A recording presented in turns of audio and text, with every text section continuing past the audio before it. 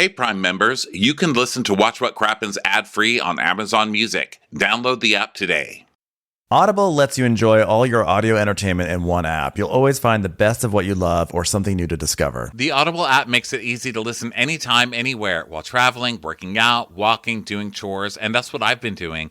I have been listening to the book 12 Rules for Life because, listen, I am a huge self-help person, and this one has been great, and I could just listen to it on my morning walk every morning. And so now I'm walking and I'm learning. That's a great use of it. So try Audible free for 30 days. Visit audible.com/crappens or text crappens to 500-500. That's audible.com/crappens or text crappens to 500-500.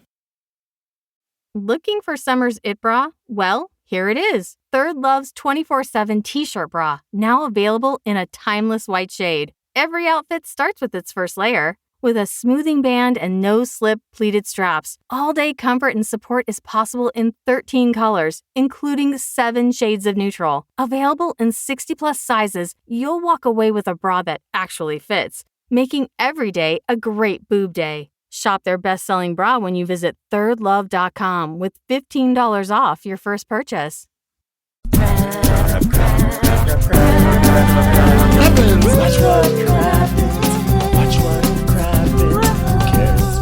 Happens when there's so much that happens. Watch what happens. Who cares what happens when there's so much that happens? Well, hello, and welcome to Watch What Crappens, a podcast for all that crap we love to talk about on your bras. I'm Ronnie. How are you, everybody? Welcome, Ben, please, to the podcast. Ben, please approach the podcast. Hi, sorry, my audio had dropped out, but it just came back, everyone. I don't know what you just said, but I'm assuming you said, please welcome Benjamin Mantelker, my co-host, my lovely co-host of the podcast. Was I not being supportive enough? You just quit the podcast? You pulled a Carl and a Lindsay? I'm not going to take this anymore. I will not. Yeah, for some reason, my headphones did not come through on the recording software, so it's really quiet right now, and I'm just going to get in my key and drive away from this podcast right now. It's I don't need this negativity. Sorry for that awkward dead silence, everyone. Yes. Well, welcome everybody. Great episode of Summer House to recap today. Just a couple quickies before we get into it. Guys, we're on tour. We are finishing our tour in June. We're so excited. Huge, huge stops for us. This is where we're going. It's going to be, how many shows? 6 shows? 6 final 6 shows. Cities in 1 month. It's going to be nuts. San Diego, St. Paul, Chicago, Columbus, Boston, and the big finale at the Foxwoods Casino in Connecticut. That's going to be huge. So go get your tickets over at watchwhatcrappens.com. Also, that's where you'll find links to our Patreon. That's where you will find our videos on demand. Once they have been recorded, they are posted on Crappens On Demand and nowhere else. Now, we are about to have humongous changes to our Patreon, which is also where we post weekly bonus episodes. Huge. They are huge. Huge. So, huge changes. Go sign up for it. It's going to be great. And also, we've got huge free announcements coming up for people who are sick of listening to us ask for fucking money. We are about to give a lot of shit to you for free. So just stay tuned. We will do that in this week's Vanderpump Rules recap, which should be coming out, I don't know, a couple of days. So check back for that news, and we'll talk to you there. Ben, how are you doing today? What's going on in your world? What's going on in your life? I'm doing well. I was just reflecting about the fact that we have only six live show dates left. They're all in June. June is Pride Month. And so I think we can all come to the conclusion that if you don't come to our shows, that literally makes you homophobic. You hate gay you'll people. have to live with that.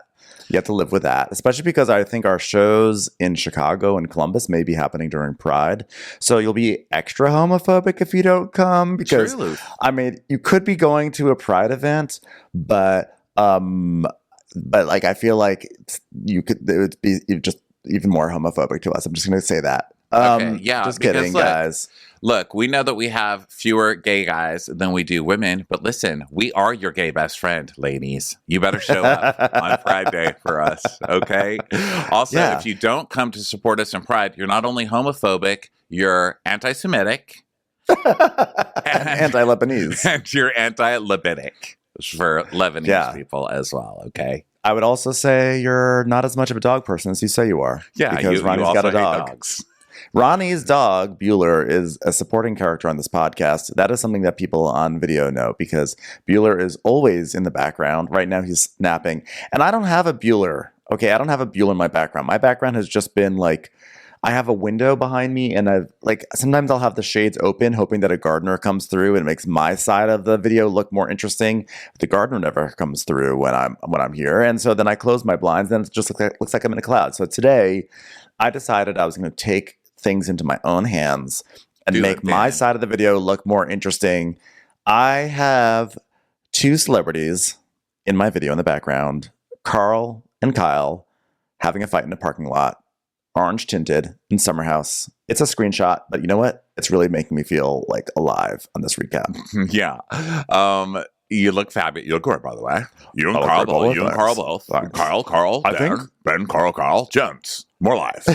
You know, I think like the knowledge that I have a Kia just like 25 feet away in the garage really makes me feel connected to Carl and Lindsay right now. So like, I'm just like feeling it all. Like, hey, Ronnie, if you're like not nice to me in this episode, I'm just going to get in my Kia and drive away for like 2 days. Okay? Oh my God. Who knew the Kia was going to become such a fucking power bottom on Bravo? Oh my God.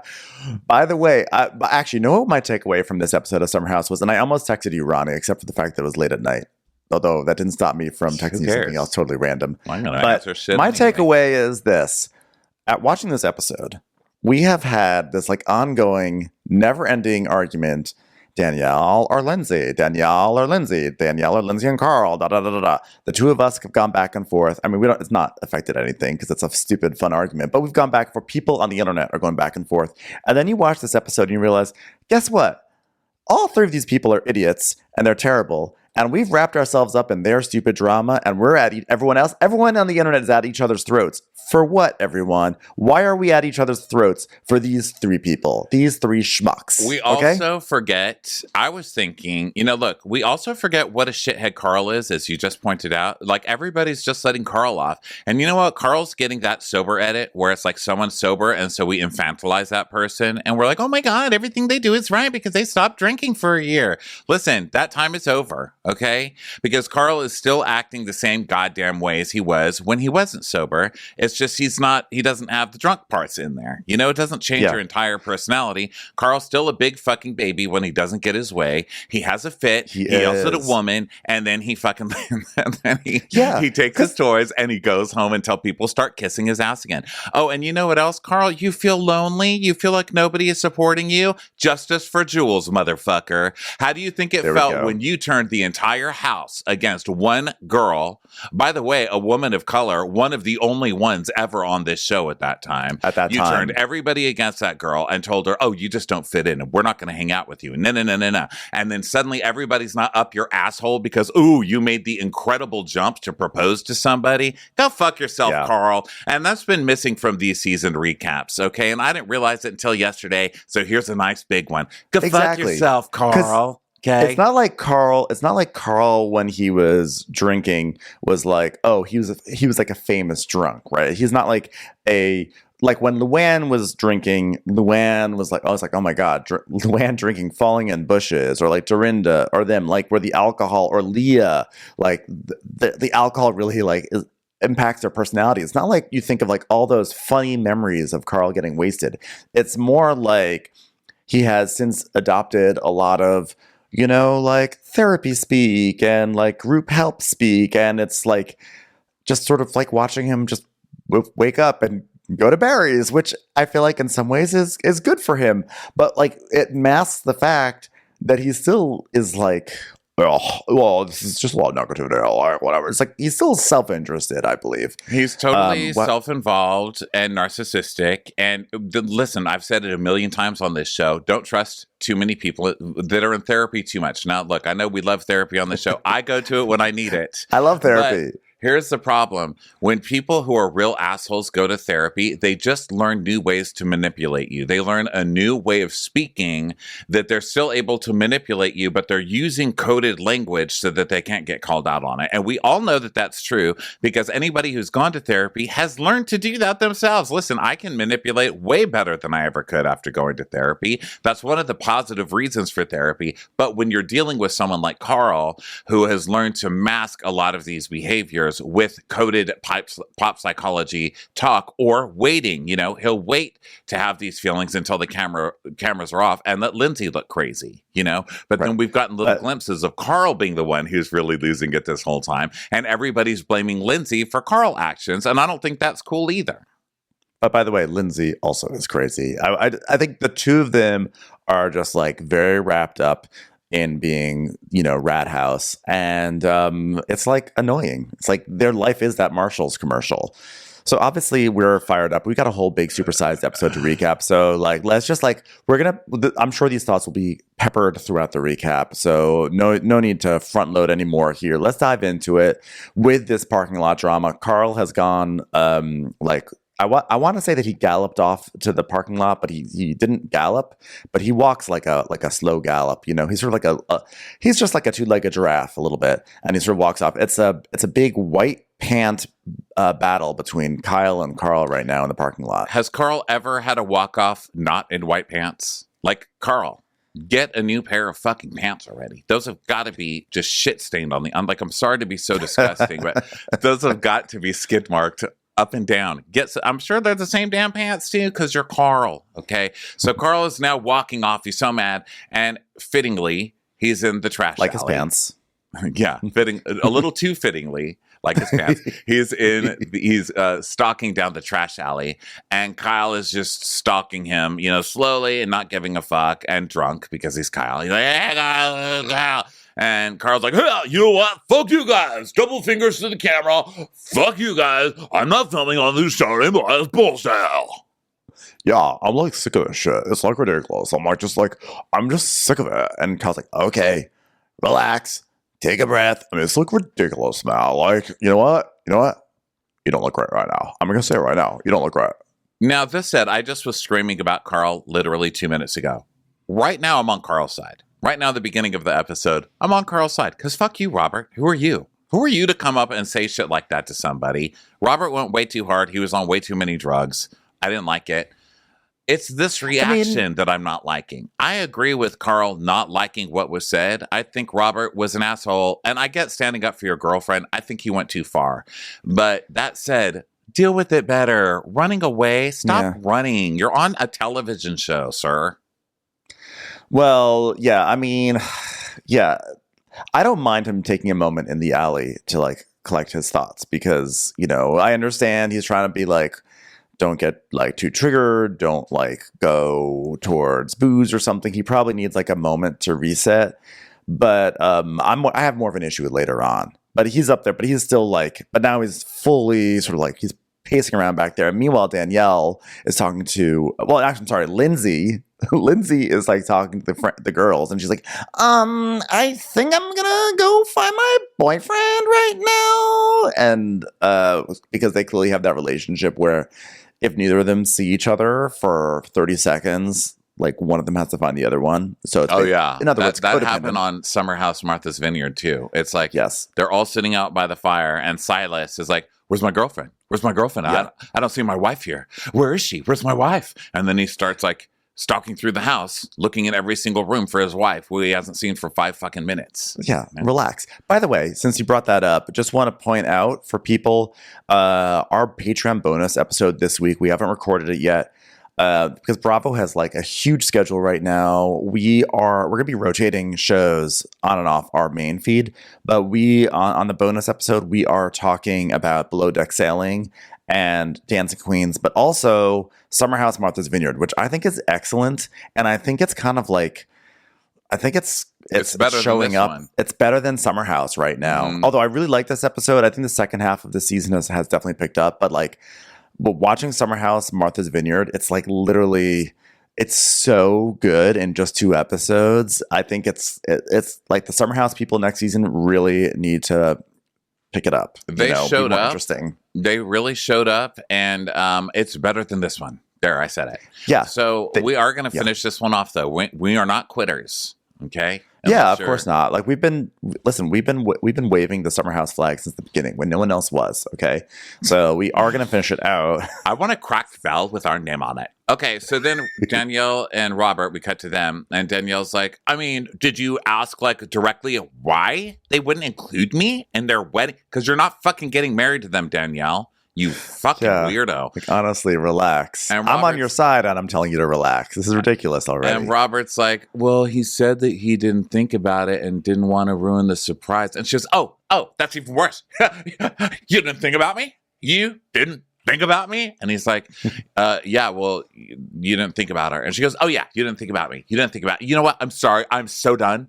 I'm so done. You know what? Could you just be done? You sound like me at a buffet. I know. Okay? You can't just say I'm done 10 times. You're wasting water with all the plates you're having them clean. Yeah, I really hate people who make loud proclamations of being done, but then they say it a million times because, like, you're not done. It's just like, just say, I'm very frustrated, and at a certain point I will be done, but this is not the point now. And I know that's not as fun as just saying I'm done, but it would save me some annoyance. So Lindsay now goes to the other group of girls, and she's like, Mandy, you know where Carlito is? Mandy, it's 10 p.m. Do you know where your Carlito is? So she's doing that. Was he playing Carlito? And Paige is like, he's probably taking a moment to stain stick his white jeans because how are those things still white? I mean, get real. Seriously? Were those $5 10 years ago? So Carl is now, he's doing this thing. He's doing this thing in the parking lot where he's kind of like hinging his like torso forward and backwards. And he's like, oh, Kyle, like the most important thing I've ever done in my entire life is literally ruined because like I didn't do something that I should have. Like that's insane. That's insane. Like I've never heard of anything like this in my entire life. That's like almost as crazy as the idea of like alerting your coworkers when you're going on vacation. Like who does that? Like I'm like shaking because I'm like so fucking mad. Kyle's like, Take a breath, bro. Take a breath. Just take a breath. No, I don't want to be here. I don't want to be here. yeah, like, why is this such a big deal? Like, I'm happy. We moved in together. We bought a car. Okay, we've got a Kia together. Like, the writing's on the wall. You know what? I told Danielle 3 weeks ago I bought a ring. Like, what else do I have to do? The happiest moment in my life? I was like, that's it. This is not the happiest thing that's ever happened to you. The happiest thing, ago too. Yeah, was having someone set up a picnic for you and then having Dave Quinn from People hide behind a tumbleweed bush on the beach to jump up and take secret pictures of you for this proposal that was a secret to neither of you because all the press was already alerted and there. So shut up, Carl. Yeah. Okay. I mean, it's just like, I mean, we've done so much. Like, here's one thing most people don't tell you. Like, like every kiss begins with K. What you don't realize is that every kiss begins with Kia. Okay, and we did that. Okay, we have Sorrento. Every kiss begins with K. So. Also, everyone, just an apology for being so mad. I don't know why. I'm in the best mood today, and I think that's when I'm the most angry. I'm just literally yelling about everything. It doesn't matter who's really hard on Kyle. On Carl. Like, I mean, Carl, and I was rolling my eyes at Carl, but like, I don't think I was like at that level of rage. But then, like, when you were rageful, then I became rageful too, and I was like, "Fuck Carl!" The reason I got so mad, it wasn't at this scene. It's for later. It's for leaving the summer house. It's for what happens later that I got that mad. The reason I got that mad is because I realized we've fallen into the trap where we're like concentrating on the two women fighting and not giving any blame to probably the biggest baby who's pulling all the strings right now, who is Carl. Who's always pitted women against each other. And I feel like Lindsay is kind of, well, not kind, Lindsay's Lindsay. She is crazy. But I feel like Lindsay gets a lot of the blame and everybody blames Lindsay for every little thing. But Carl is the one kind of pushing Lindsay into a lot of these fights with Danielle. Carl's the one going to Lindsay and being like, well, Danielle did this and Danielle said that, when he knows he's setting Lindsay up. And the whole time, it's like, I feel stupid. I'm not blaming Carl for doing that stuff. I'm only concentrating on the two chicks, and that is unfair. So I'm raging kind of against my own machine. Okay. But like also, I hope some people can see some of my perspective in this too, which is that You're like wrong. That's what they see, and they're correct. Okay, they see it. They see it. No, that like Carl and Lindsay. Look, I love Lindsay. Like I like literally love. I love her on this show. I think she's hilarious. She's like my kind of reality star. She goes hot and cold, but she's like crazy, And I think that Lindsay and Carl are a totally self-involved couple. Like everything is about them, and when it's not about them, it's like they're like offended, and it's just like it's like exhausting and annoying. So like that to me is why I said before, like I don't like when everyone's like, oh. And by everyone, I say also you. Oh, Paige is a mean girl. They are mortal enemies of Lindsay. I'm like, I see them as people who are just like exasperated. Like they've just been dealing with this bullshit and these bullshit stunts for so many years. Like, like please go away. So I don't see them as mean girls in this area. I see them as people who are just like naturally just over this bullshit.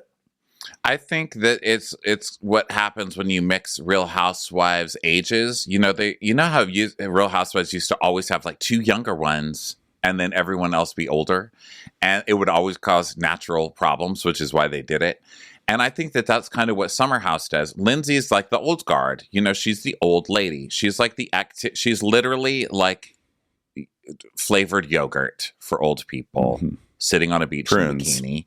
And then you've got Paige, like the kids of the show, who are like, ew, that old lady is like yelling again, And I'm an older person, so I'm on team old lady. And that's it. And I look at the little kids as being like, oh my God, like you wouldn't even have the balls to fight me for a parking space. You don't even have a parking space. You all Ubered here, you fucking lazy. Like I get mad at just... You're Kathy Bates in the parking lot. You're Kathy Bates in the parking lot. And Paige is that little girl in the bikini, in the Corvette, in the sweater bikini, who just like I purposely back into because she disrespected me in the parking lot. Okay. Yeah, exactly. And someone in here is Cicely Tyson, but we haven't figured out who. So Danielle, we're only about 30 seconds into this episode. It's time for a commercial. It's time for a crap and... From Wondery comes a new series, Flipping the Bird, Elon versus Twitter. A story about what happens when the richest man on the planet decides to acquire a powerful social media company in the name of free speech. But does he have what it takes? It started off promising. Or is this all just about Elon? He's essentially mad that his tweets aren't performing as well as he would have expected them to. It really just felt like, okay, this really is just a platform being ruled by a dictator who does things on his own whims. And what will be left of Twitter by the time he's done? Basically, my entire team was gone. By the end of it, infrastructure was just completely gutted. He'll tweet a thing and then everyone's like, we got to work on that now because he tweeted it. I'm supposed to believe this man is a genius. It just felt like everything was kind of descending into chaos. Follow Flipping the Bird wherever you get your podcasts. Hey, Prime members, you can listen to episodes ad-free on Amazon Music. Download the Amazon Music app today. Hey, I'm Brooke. And I'm Arisha. And we're the hosts of Wondery's podcast, Even the Rich, where we bring you absolutely true and absolutely shocking stories about the most famous families and the biggest celebrities the world has ever seen. Our newest series is all about the teen movie icon Gabrielle Union. After spending her childhood trying to assimilate and breaking into a racist industry, Gabrielle thought her success meant someone else had to fail. But when she's faced with hard choices beyond her control, she realizes that the only way to find real success is to come together and build community. In our series, Gabrielle Union, Bigger, Badder, Better, we'll tell you how she shook off her need for perfection, found her true self, and created the life she always wanted. Follow Even the Rich wherever you get your podcasts. You can listen ad-free on Amazon Music or the Wondery app. Commercial. So Danielle's just complaining still, and Carl's like, oh, if Robert didn't say a word to me before he proposed to Danielle, I wouldn't even give a fuck. I'm like, that's partially because I think you're kind of self-absorbed. But either way, actually, his point does remain. Right, but no one would give a fuck because it's them getting engaged. No one you know who else wouldn't give a fuck? Everybody. Would Dave Quinn from People be hiding with a camera and a tumbleweed to watch Danielle get proposed to by a chef she never sees? No. I feel like Joanne Pensacoli from the Penny Saver might.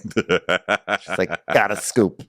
So he's going off and he's like, yeah, I'd be like, dude, that's fucking amazing. Like, we'll see if we can come to your wedding possibly. I mean, like, there's bigger things in the world to be upset about. Like, come on. They need to grow the fuck up. You're the one crying in an alley because you hurt somebody's feelings. Yeah.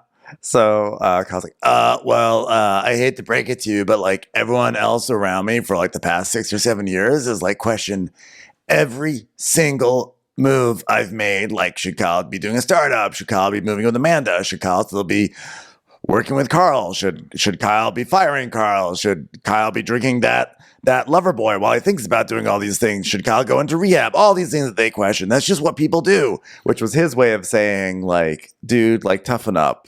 Okay, this is like the first scrutiny you've gotten. Like, relax. I deal with the scrutiny every single episode on this show. But also, Kyle's hilarious because Kyle was the one who just came on a few weeks ago and told everybody Carl was so fucked up on coke that he was fucking up his job and he's not even showing up. Like, Kyle came and totally threw Carl under the bus, which talk about alcoholism and you know, trying to be sober and all of that. That's a lot of triggering shit that Kyle did literally for no reason at the beginning of the season. So it's really funny listening to him. I don't now think it was for like, no reason. I think it was just kind of throwing your mean. best friend tacky. under the bus on national television when Carl hadn't done anything to him. I think is a pretty no reason to do it. No, I think it was tacky as hell, and I never would have done that. But I think that like he was like frustrated because Carl was being like a non-present worker, and Carl was not like, he was like, hey Carl, what is going on? And Carl didn't even write that email back. Carl keeps on presenting it like, oh, I'm basically like keeping that entire like operation alive. And Kyle's like sending him emails to be like, hey, like what can I do to fix the situation? And Carl doesn't even write back. But see, he's like, oh yeah, I've been meaning to work on that email for like the past like 2 months. I just don't know how to start it. Now here's where we get into arguments about Summer House consistently this year. Okay, and let me try and explain my way because it's a consistent thing here. This is another example of it, this Kyle and Carl argument. It's not that what the person that's being complained about is doing is correct. Carl was wrong in that situation. I think Carl's a terrible employee. Where I saw the betrayal is that Kyle is going to a group of people that are not Team Carl, and he's presenting it like Carl's still such a drug addict and a fucking loser. That's like the other side of the house. You know, Lindsay and Carl are naturally against the other side of the house right now because of Lindsay. So I think that Kyle going against who's supposed to be his best friend to go for Amanda's side of the house is a betrayal. I think it's shitty to do as a best friend. And it's the same in the example of Danielle. It's not that Danielle's wrong. Yes, Lindsay probably has blown her off and done all of that stuff. I would be on Danielle's side. But how Danielle is acting is she's going to people that she knows are Lindsay's enemies. Like they just are. It's betraying people. If she went to Kyle and talked about it, at least he's like a best friend. But she's not. She's going to the girls that she knows are anti-Lindsay. And so I see that as a similarity in both fights. They're both doing the ultimate betrayal by shit-talking their best friend to people they know that don't like them. And to me, that is reality poison. That is where I don't break think up those with people you don't like Carl. I don't think, I mean, they don't like Rat House. Yeah, I don't think that, I thought it was totally terrible that Kyle did that. Like, it was so inappropriate, especially as like a boss. It's like, actually, like, it's so bad. But I don't know. I guess I don't have the same view of the house. I don't see it as a black and white, like this side versus that side. I think it's kind of like a lot of gray areas with this people. I think they're like, you know, there's definitely, it's, I don't know. I don't see it as like as black and white as some other. I don't see it as like a Melissa versus Teresa. Like, to me, that's a very black and white, like enemy thing. But I think in the Summer House, there's weird. It's black and white. It's Paige and Amanda Sierra versus Lindsay. Period. Like everything else. And then Danielle just kind of goes, she's a floater. Now she's a floater. She used to be a Lindsay and Carl and Kyle. And then Amanda, Kyle would have to float between because of Amanda. But I think Amanda, Paige, and Sierra are definitely anti-Lindsay. I mean, I think that's pretty obvious, you know? And I'm not saying it's not rightly so. I think they're just over her. I don't think that it's like, you know what it is? I think that talking about like, they're her mortal enemies, like they hate her, yada, yada. I think they're just like exhausted by her. This person who takes up all this energy and requires all this attention and like treats people shitty. They're just like, ugh, you know, but I don't see it as malicious as like a Teresa and Melissa situation that's like deeply toxic. Well, I don't need to label it that deeply, but I think they hate her and she hates them. Like I'm just like that kind of a person. I'm more of a black and white person, and that's it. Okay, so let's move on. Fine. Just because guess when the next time we're going to have this conversation is in about 5 minutes. So, and here's another black and white. Here's another black and white issue. I love you, and I will never do that to you. I will never go to one of your mortal enemies and talk shit about you. I won't do it. I will do it only to people I know are mutual friends that can possibly help me through this. There we go. Exactly. Well, you don't have to worry about it too much because I don't have mortal enemies. Just kidding. I probably do. If you were my mortal enemy, you'd be dead. Okay, so I definitely have mortal enemies, by the way. That's a lie. So Carl is like, okay, I've just ruined everything. I ruined my own thing because, like, I didn't do what they wanted me to. Like, that sucks, and I don't know how I'm going to recover from this. Like, I upset them. Okay, so now I soften towards Carl because now he's like, I upset them. I made Danielle feel horrible, and now I've ruined 6 years of friendship because of one decision. So now we're seeing that Carl is not upset that his engagement is ruined for him and Lindsay. He's actually upset that he's lost Danielle as a friend. So why doesn't he like pull her over and say, "Can we talk and clear this up?" Actually, you know what? I know the answer to that. I know the answer to that because it's what happens in the next like 30 seconds. There's a reason why he doesn't pull her over and say, "Let's talk." So Kyle's like, "Don't put yourself in that box, bro. Don't put yourself in that box." And so Carl actually cares about Danielle, but Danielle only really cares about Lindsay's approval. It's like a fucked up triangle. Like she'll say she cares about Carl, but she doesn't really. She cares about Lindsay, who is kind of connected to Carl, but Lindsay only cares about Carl. But then Carl cares about Danielle when Lindsay doesn't care about Danielle. Yeah, like Danielle definitely likes the same movies that Lindsay likes only because Lindsay likes them. So like that's very clear. So so Carl's like crying. He's like, huh, huh, huh, huh, huh. And Kyle's like, "Oh, you're gonna be okay, man." And then out walks Lindsay. This is why Carl doesn't pull Danielle aside to clear it up because Lindsay appears and she's like, "What the fuck just happened? What happened? What the hell happened?" And Kyle's like, you know, I'm gonna let you guys be. I think it just needed a minute. I think it's just and then Kyle just like bends over and like dumps the top half of his body into a dumpster and just starts drinking half empty fucking beers from the dumpster while Carl and Lindsay talk. And Carl's like, "Oh, I just need a moment. All right. Because I was just told I ruined all sorts of things." Okay, now see what Carl just did? Trigger Lindsay. He didn't just say, "Listen, I was upset because I had a conversation that I hurt Danielle's feelings, and now I feel bad about that." Yes, I feel bad. I was just told I just ruined all sorts of things, purposely triggering Lindsay to use her as a weapon against his enemies. It's a very like the phrasing of that. It's I don't know the psychological term to say the phrasing of it, but he puts himself in the narrative as, you know, like, "Oh, poor me." And so Lindsay's whole thing has been that she's sort of been Carl's caretaker. Like that sort of seems like that's the nature of their codependency. And so Lindsay's like, on your own proposal, no, we're leaving. Let's go. She just immediately is like, I know what this is all about. We're not even going to have conversations. This will not even be on the show. We're going to leave right now. She goes, "Let's go to Southampton Social where our friends are." Yeah. Which is honestly a hilarious thing to say. Yeah, I'm going to go to Southampton Social where my friends are. Yeah, you've got your party that's being shot, but then you've got your after party where your real friends are, which is funny. And she's like, "And we don't need to be here. We can leave tomorrow." And Kyle comes out of the dumpster. He's like, "Lindsay," and she's like, "Don't even yell at me right now. It wasn't even just part of this conversation." And Kyle's like, "Oh, I wasn't yelling. I mean, what do you mean where your friends are? I mean, yeah, it's just me out in the alleyway trying to be a good friend. No, I'm not a friend." And she's like, "Kyle." She's like, "I told you she was going to do this, and I told you were like not going to feel bad about it." I like she says, like, "I'm telling you how you're going to feel in response. Like, I told you you're not going to feel bad about it. Remember?" And then you still feel bad about it? She said, "I told you she was going to do this, and I told you not to feel bad about it," because she knew that Danielle was waiting for the cameras to make herself a huge victim and have a big confrontation to try and get herself some screen time, which she did. She knew this was going to happen, and Carl totally fell for it. He's like, yeah, well, I'm a human being. I don't like hurting someone's feelings. It makes me sad. Like, you know what? Like, our Kia Sorento, like, that's someone else's not Kia Sorento. Like, that makes me sad every time we drive it. I apologize every time we pass a VW Bug. Okay? Like, that's someone who may have wanted our Kia Sorento, and then we bought it. Okay? There's a car shortage right now, and I feel bad. it's like every time I see a Kia before the logo redesign, I'm like, oh, you poor thing.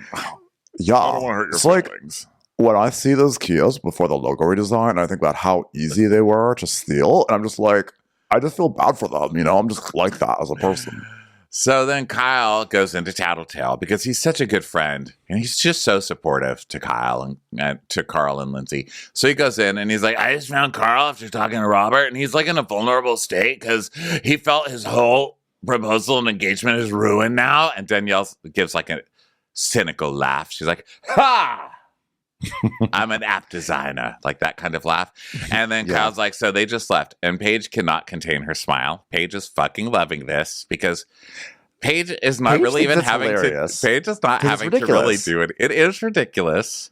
But she's also a big fueler of the fire, I think. And I love that Paige is totally the little girl in the meme where the city is burning down behind her and she's smirking at the camera.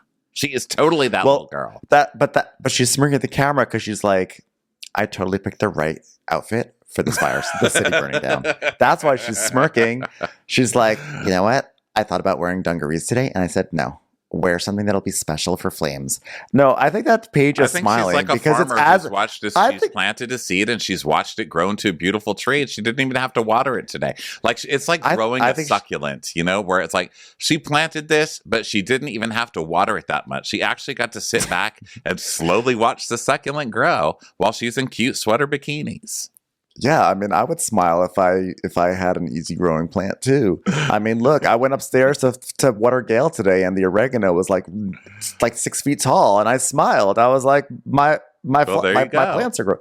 But you know what? Though I really, in honesty, I don't think that oregano is just Lindsay's misery and eventual departure from the show. So congratulations, Paige Ben, you did it. No, Paige Ben, Team Paige Ben. You know, because the reason why enjoy your evil I think she's smiling that you make. You know what? I think the reason why she's smiling is not because like, I drove her off the show. I think she's smiling because she's like, this is so ridiculous. I cannot wait to go back home and sit on the sofa and like just gossip about it. Like, oh my God, this is ridiculous. Sit on the sofa. That's where I see the smile. When does she sit on the sofa? She's going to lay in the goddamn bed is what she's going to do. You know, on Reddit, they call them the Bedsore Sisters, which I think is hilarious. Well, by the way, you know, I actually take offense to that too. You know why? People act like they don't do that. Okay, everyone does that. Everyone's when they were like with your friends, you sit on beds and you just talk shit about things. You're like, oh my God, did you see what happened earlier today? That's ridiculous. Like, come on, people. I've always said that Paige makes me furious on this show, but she is very funny, and I do approve of her spending all of her time in bed. So, you know, like there are certain things I will always like. But I guess we want more from our reality stars. I can understand people want, if you're on TV, to be doing more than sitting in bed, but like people can't act like I can't believe they would be sitting in bed hanging out. I'm like, that's what friends do. There's cameras. No. So Gabby's like, they left, and Kyle's like, yeah, I was right there. And Lindsay was like in a huff and puff, and Lindsay was like, I'm leaving the social club where we have actual friends. And then Amanda starts cracking up. And, you know, they were right. You guys fucking suck, Paige and Amanda, laughing at each other. Like, this is amazing that they just left their own engagement party pissed off. You know, fuck you guys. It wasn't their engagement party. It was just an evening out, by the way. This is their engagement party. No, engagement party happened a week ago. No, this is the engagement party. They're all white and all that shit. Lindsay is still in her Charlie Brown shade. You know, she wore the Charlie Brown patterned dress. No, because remember, Amanda wasn't. No, Lindsay just has. She has a deep catalog of that style, but Amanda wasn't at. Remember, Amanda wasn't in the Hamptons when the engagement happened, and they had to FaceTime her in. Oh, okay. I'm sorry, everybody. My bad. I mean, so anyway. But by the way, they just left upset, and you guys are still sitting there smirking at each other.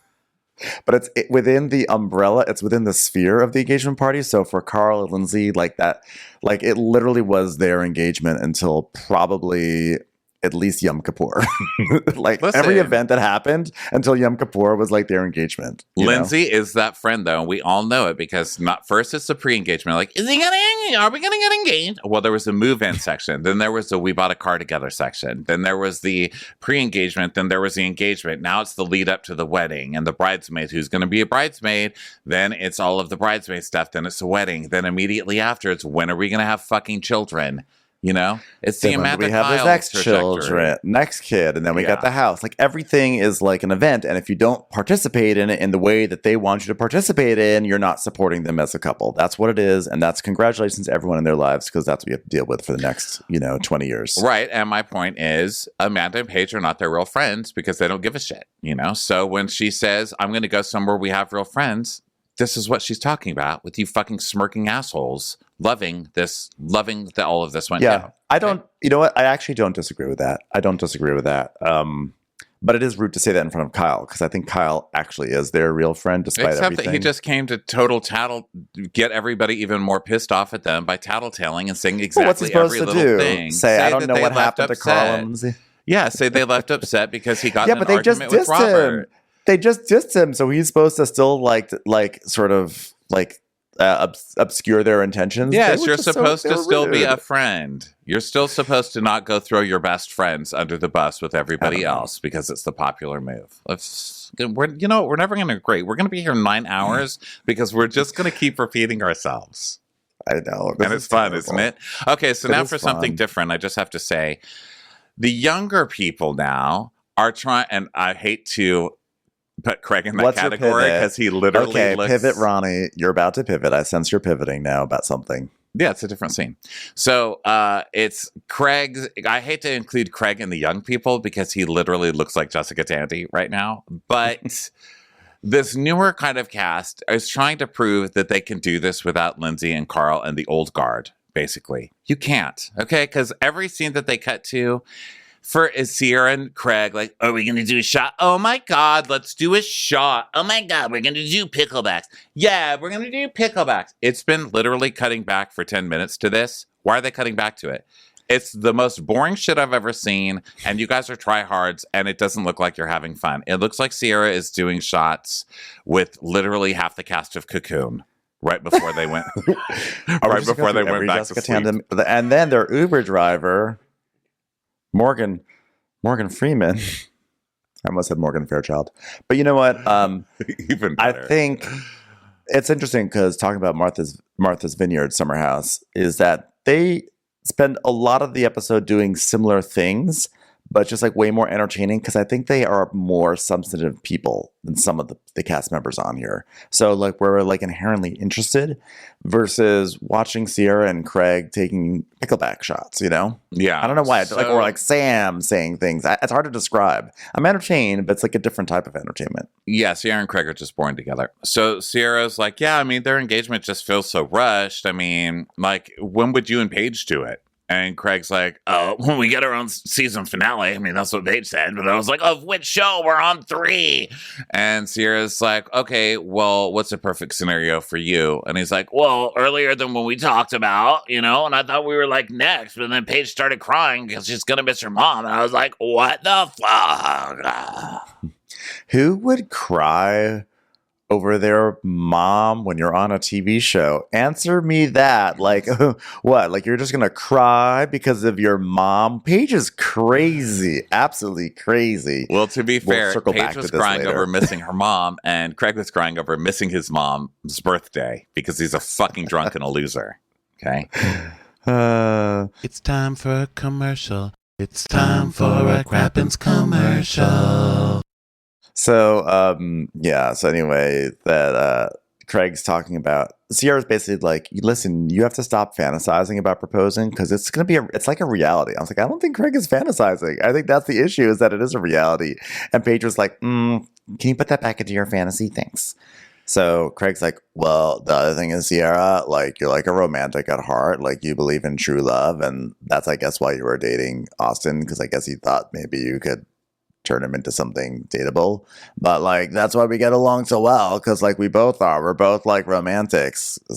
Sierra. She's and like, you moved to the yeah. city alone. Like, wow. But guess what? Having to watch your shows with, having someone to watch your TV shows with at night, that's important. She's like, you're going to make me cry right now. He's like, it's like you don't need anyone, but like it would be nice to have someone to eat popcorn with. And she goes, oh my God, literally sobbing.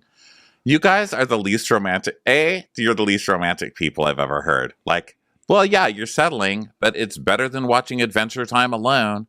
But B, these two actually have chemistry. Sorry to say it. Scandal. I think that Watch your friends and your man together. I don't because believe. I do not. They believe this have would be a good Scandal. chemistry. They have very good chemistry. These two. I think they've got good chemistry. Just saying it. Wow. Not encouraging I'll tell anything. Not accusing anyone of anything. I'm just saying there's energy. I see it. It's a lot of hot takes on this recap. A lot of hot takes. Energy. By the way, I loved when Craig said, you know what? Like, there's no systematic way to date and meet people. Systematic, like it's entrenched in our society of how we. I don't know. It seemed funnier to me last night, and now as I verbalize it, well, like, it is correct. No, it was funny too. Funny. There's no systematic way to meet someone. It's just gonna happen when it happens on a TV show. You just have to wait until you're on a TV show where there's lots of hot people, and then you just become one of the best of the saddest options. And then everyone goes home and parties, and it's like party, party, party. And Kyle's dancing with Craig on the island, and Chris is that sad guy that no one hangs out with at the restaurant, like when you're working. And he's always the one who's like, guys, this house is a family, a dysfunctional house, but a family. No, it's not. It's a group of fucking bitter ass Applebee's waiters sitting around a staff meal waiting to get a fair share of their $5 that they made that day. Stop calling this a family, sir. No one likes you. Let me tell you something. I already told you this, but I'm telling the masses. So earlier in the season, there was the promise of a super hot guy circling this cast, Jerez, who's like the male model that Gabby was like, oh my God, he's so hot. He's so my type. Oh wait, he's like a Scorpio? Boo. So I naturally followed Jerez on Instagram because he's super hot, right? Because you're a fucking pervert. You follow so many thoughts on Instagram. Why not? That's what Instagram is there for. I also follow lots of thoughtful things. It's there to see what housewives are trying to sell you. I follow them too. I follow a mixture. I follow my board game content creators. I follow my food content creators. I follow thoughts. You know, it's like there's a little bit of everything. It's like a well curated, a smorgasbord of visual. It's a variety show. I keep my boner inducing material in a different place. I don't like it mixed with like my housewives stuff. I don't want to like get a boner and then like scroll onto a Ramona post being like, you know what? I'd love to tell show Bridgerton. So good. Whoa. I'm going to be back on Real Housewives New York Legacy with Countess Lananian Vinceps. That was her story yesterday. She couldn't say Countess Luann's name. Anyway, the point is this. Jerez turns out, I think that, you know, like very easy on the eyes, beautiful human being, not that bright, which is fine. But I really hit he had a story up over the weekend where he was in a store with Chris from this show. And Jerez is like, yo, I got to tell you guys, when you're having eggs, you got to get pasteurized eggs. You need to make sure they're pasteurized. And I was like, oh God, it's pasteurized, but like whatever. It's a male model. It's fine. And then it cuts to Chris. He swings around to Chris and Chris holds up some eggs and he goes, and he points to it. It says pasture raised. He goes, pasture raised. You need to have your pasture raised eggs. And I was like, you know what? This is what I deserve. I deserve this. You do. I followed it. I 100%. I deserve it. I deserve it. My life is emptier for it. I am dumber for having watched this story. These two idiots going around a store telling people to get pasture raised eggs. I can't. All right. So then we go to Maya, Paige, and Maya in their natural habitat, the bed. Maya's like, I thought of a brilliant idea. We should like push this bed over there to that bed so that we can like face each other or get rid of this table in the middle and then we can make it one Like, you're going to make a bigger fucking bed? It's like the citizens of Sealy, okay? The whole town is going to come together to just make an even bigger bed. What, are you going to have a town hall on this one? Don't act like you did not fully support this. I thought this was a wonderful thing. I was like, first of all, it's the first thing Maya has done in a season and a half, so I applaud her. Second of all, I was very happy. Not only did I enjoy watching this bed come together, but I loved how Paige was so resistant to move. Like, Paige, you have to get off the bed. She's like, okay, I'm standing with one foot's off the bed. Is that good enough? Like, Paige, you have to get off the bed. And they put it together. I love that as Paige finally gets off the bed and they push it together. They're playing hero music from like, Sweet Charity. They were all stoned, or whatever. Right? All of them were stoned, right? This whole episode is just everybody being on multiple drugs and just completely wasted, And mega bed. Yeah, mega bed. It's like da da da da. But when they were playing that, also Sprox Zarathustra, I thought they were doing it for Paige getting out of bed, not because they pushed back. Because they're like, Paige, you have to get out of bed. They're like, I was like, wow, they're roasting Paige right now. So meanwhile, Chris is doing that roughhousing things that hot guys do. The roughhousing thing that hot guys do, where they're like roughhousing, but then they just start taking off their clothes slowly. And you're like, why is? Suddenly he's in his underwear. It's like he's still roughhousing with Robert, but now he's in his underwear. And so then Craig comes into Paige and Maya's room in his underwear. And Maya's like, why are you naked? And also, why is there an elephant on his dick? There's totally an elephant on Craig's dick, you guys. Yeah, and there was. It was like a little elephant trunk, little elephant face. Paige is like, don't walk in with an elephant on your dick and ask me what I'm wearing. By the way, during all this, it keeps cutting to Carl and Lindsay's room, which is just like untouched. Like no one's in there. They just keep highlighting that they're not there. Yes. So it's just like cavorting, and then it's the morning. And Robert kisses Danielle goodbye and just gets the hell out of there. And there's like there's like people waking up and all that stuff. They're milling about and everything in Carl and Lindsay's room. Still empty. And then Craig wakes up and like he sits up in bed and he's like, and Paige goes, did you just spit on the floor? And he goes, in my mouth. And she's like, gross. And then he cuddles her and like gets his face right in hers. But he also picked something off the pillow, which makes me think he did spit something. I think he spit on the floor. He spit on the floor. He's a floor spitter. He Craig. thinks he has shown nothing but disrespect for like people's spaces and objects like for years now. I mean, hello, he maimed his finger poking a butter knife into a wall. This is someone who will spit on your floor. Who spit on the floor and then threw 100 at it. And was like, my parents own the cleaning company. I don't do that anymore. So then Craig is wearing Sarah's bonnet, playing with his balls in bed. It's got like his hands fully down his pants. It's just, wow, what an image. Nothing can get me to believe that Paige loves this person. I refuse to believe it. Paige is only here for the social. And you know what? I'm here for that for her. I love that for her. But I just refuse to believe that she actually loves this Neanderthal. Smash that like button. So guess what? We managed to cut to Carl and Lindsay's room like 5 times within 30 seconds. It's like, we get it. They're not home. They did not suddenly materialize inside their room. So then finally, Sam notices, and she goes down to the kitchen. And she's like, their bags aren't even in their room. What does that mean? Do you think they don't want to go on the boat? Like, are they going to come on the boat, guys? Corey's so hot. I fucked Corey last night, you guys. Fuck them. Yeah, do you think they're out fucking somewhere the way that Corey and I were fucking last week in Montauk? I really like this guy. I really like the guy. I like the kid. Oh, you know what I can't stand? I hate when people go, I can't help it. I really like the kid. I like the kid. So just adding that in there, as long as we're having like an episode of Hot Takes, guys. Now you know where I stand on that phrase. So Sam is like, yeah, are they gonna go on the boat? And Kyle's like, I don't know. I mean, I've been in situations that have been like hard and challenging, and I never like just up and left. I just would walk to some random person's house and just sit on the rocking horse in their yard. But like, that's it. That's as far as I'd go. I totally think you should check in with him because like, what's going on with that? And he's like, you know what? I'm really tired of being the fucking ring bearer in situations like this. She's like, ring bearer? That's ridiculous. Do you mean ringleader. Cock ring bearer like Corey. Corey's a cock ring bearer. Fuck yeah. Love it. Fuck yeah. He spit through his cock ring into my mouth. Loved it. Gonna marry him. He shrunk himself down into a tiny motorcycle and lit the cock ring on fire and drove right through it. So hot. So Amanda's like, Kyle, come on, call him. It's fun. So I'm like, yeah, I want to know where they slept. So he calls, and Carl's like, hey man, it's me, yo buddy.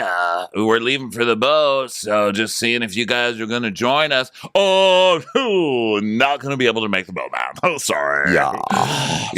Sorry. We're gonna need to float. Friends. We're gonna need to float with some people who are a little more supportive. So yeah, like we're some more real friends have like a pontoon. Yeah, so we're gonna be on the USS US. So like us. Okay, like it's all about us. One thing that we noticed. Yeah, actually, like we really noticed. Like we went to Sag Harbor and we noticed. First of all, we did not get our equity card when we went there, which was a little misleading. And second of all, we noticed a lot of boats there were really supportive of us because they all start with us. Yeah. Oh, really? Did they say Sag Harbor? Wow, finally, a port that Lindsay belongs in, huh? Yeah, well, I don't know where that voice came from, but it really like reassures me that we're doing the right. I'm still in my bed. I'm just talking through the ring cam in the kitchen. So, oh, you sound great, by the way. Although I'm mad at you, so you don't sound great. You sound reverse great. Yeah. All right, can't wait to make you quit the show. Okay, enjoy. Yeah. Well, Well, maybe we can catch up over some waffles on a Wednesday, or pancakes, I should say. Gross. Yeah. Well, anyway, we're at like one of Lindsay's friend's house, like real friend, and like we stayed here last night. So I guess we kind of had like a better time than you guys did. So I just think it's best to take ourselves out of like the toxicity and all. Actually, you should suggest that Lindsay take some of that toxicity and use it on her face because it regrows the skin. Consider it chemical peel advice. Okay, thanks. She's sold. Wow, that's great advice. Hey, Lindsay, Paige said that. Wait a second. You're being sarcastic. I think Danielle's negativity is just like just too much right now, and it's like the only source of negativity in our lives right now. I was like, you, Lindsay of all people, claiming there's only one source of negativity. You're a pretty big source of the negativity, Lindsay, okay? I love you. Been on your side this season. But are you fucking kidding me? Get the fuck over and get over here. The Marshalls didn't hire you because you guys are just so charismatic on your own. Get back to fucking work or go home forever. That's what You're not on a show called Down the Street from Summer House. You're on a show called Summer House. Yes, so you're not getting a spinoff. We all saw that Marshalls commercial. You two could barely make it through that. That was one of the most awkward pieces of shit I've ever sat through in a commercial. Get your ass back to work. You're doing this to yourselves. Or if you're going to do this, be funnier about doing it. Like, let's go back to season 1. Like, I was in a house with a man. Went to bed. Whatever it was. Remember, she went and slept she got into a fight with Everett, and then she went to a different house and spent the night at a different house because that's like her playbook, right? So anyway, Carl's like, yeah, I think like for me personally, I think it's just like best like we're not in the house or on a boat or in a houseboat. That would actually be like the worst of both worlds. And like last night, like we're gone. And you know what? Nobody said a word to us. It didn't seem like anyone even really cared. I mean, for me, like I'm just taking a break. I'm like, wait a second. No. You can't do that too. You can't say these aren't my real friends. You can't like storm off and not even say goodbye or anything. And then be like, oh, no one asked about us. Like, no. It's like one or the other. Well, he also doesn't know that Kyle went back into the party and told literally everyone there that Carl said none of them were his real friends. So he doesn't know that yet. But all he knows is that people saw him leave upset and nobody cared to call him, which is true. But I think that also speaks to how much energy you've put into these relationships in the house. What do you know about Gabby? Yes. What do you know about Sam? How much time have you spent with Corey? All you did was almost paddle Chris while Kyle was wasted one time. Like, that was pretty funny. Shut your baby mouth. This is where they both lose me. I've been on their side this whole time with this whole situation. I fought to the death for these two, but this is where you lose me. Just walking off like this is terrible, terrible. And you being such a big fucking baby, grow up, dude. See, isn't it great that we both have those moments? Because I had that moment last week with Danielle. I was like, oh, see, I was defending you all season and you're going to act like a fool. And now you're having this season with them. That's why I had this moment. Like, why are we why are we fighting with each other of these idiots that are just going to betray our stances? Yep. But I agree. I was like, this just sort of underlines how self-involved they are, right? Right. So, by the way, Amanda's laughing at this, loving this, you know. Well, no, laughing because it's ridiculous. Like, she may be, I don't think she's loving it. I think she's like, these two are the most ridiculous people. She is loving it, and she's loving that these two are putting each other really where they've wanted them this whole time, which is off the show, you know? So I just don't see it as a diabolical plan. I know you don't, but I do. And that's it. You know, Amanda's laughing. She's petting a little cat, and she's twirling her fingers together like this. And that's just how it is. Well, Amanda's like, well, I feel bad that they feel this way, and I understand it. Like, you know, they just got engaged, and they want to be around people that are happy for them, and like that sucks. But like, no one checked in on them because, like, if you leave the house, and like, why would we, right? Like, there's no Carl and Lindsay. You don't say that to Kyle. Really anyone and think like, oh, he's going to keep what I just said secret. Like, of course, Kyle's going to be like, yeah, they said they're going to go hang out with their true friends. Like, why would they ever expect anyone to reach out to them after that?